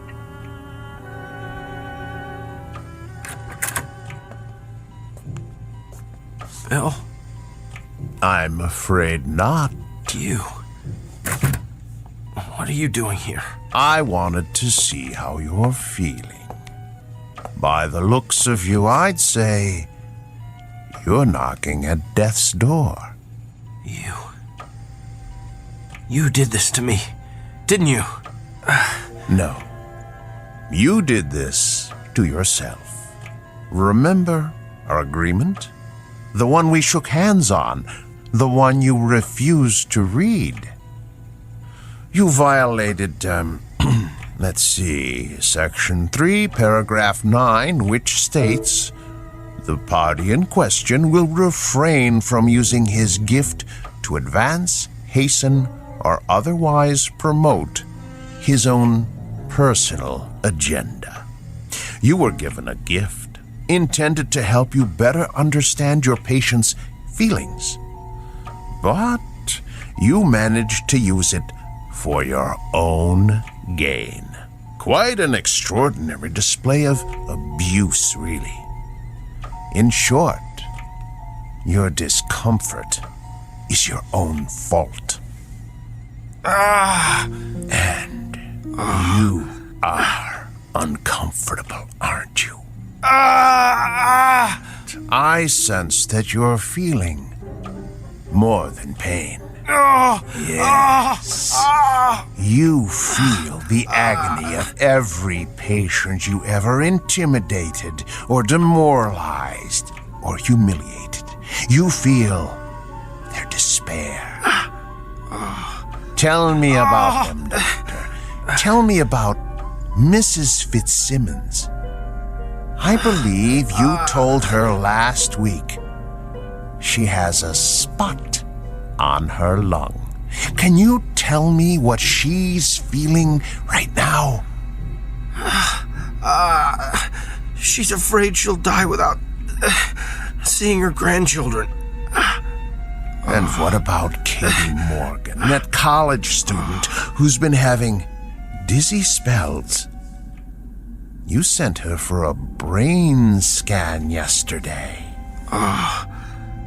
She's afraid she won't be able to marry her fiancé, have children, grow old with a loving husband. And what about Mr. Hamner? You sent him for chemotherapy 2 weeks ago. He's... Yes? He's filled with the terror of not knowing what lies beyond death. It must be hard to carry the burden of all that despair. And what's worse, you're feeling it all at once, aren't you? It's worse than the pain. I can imagine. It must be unbearable. So tell me, Doctor, on a scale of 1 to 10, how bad is the despair? What? How much worse has the hopelessness become in the past hour? Don't! 40%? 30%? Stop! Is there a history of anguish or misery in your family? Please stop! Have you taken any medication that would cause this kind of acute melancholy? Don't torture me like this! What have you done today that would cause such agony, such utter torment? That's enough! Reached your limit, Doctor. Then just answer one last question for me. Do you understand now how your patients feel?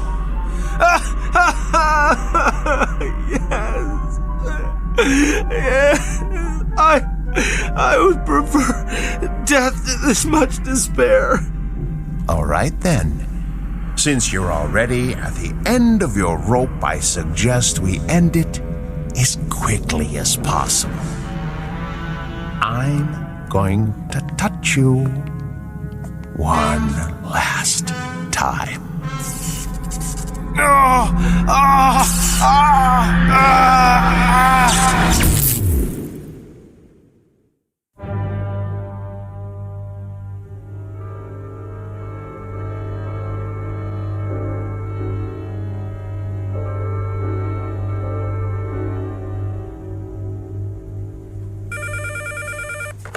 Northwest Medical Clinic, may I help you?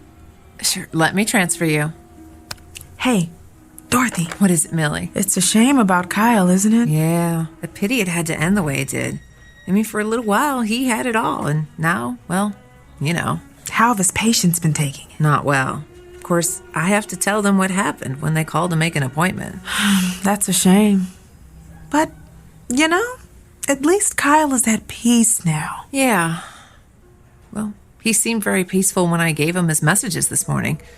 I guess a full recovery will do that to you. That and a near-death experience. Yeah, but it is too bad he lost his, well, you know, his gift. Yeah.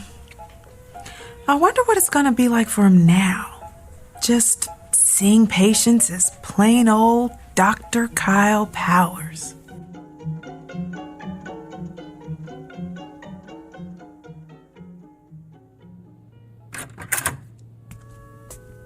Good morning, Mr. Franklin. Hi, Doctor.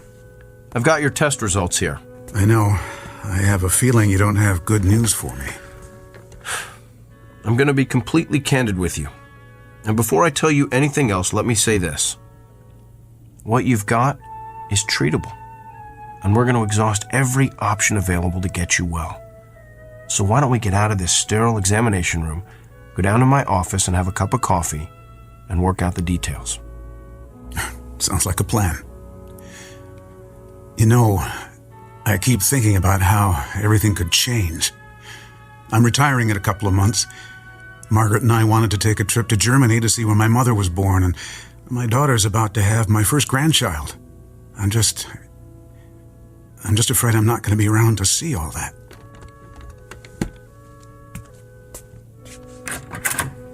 Mr. Franklin, I know exactly how you feel.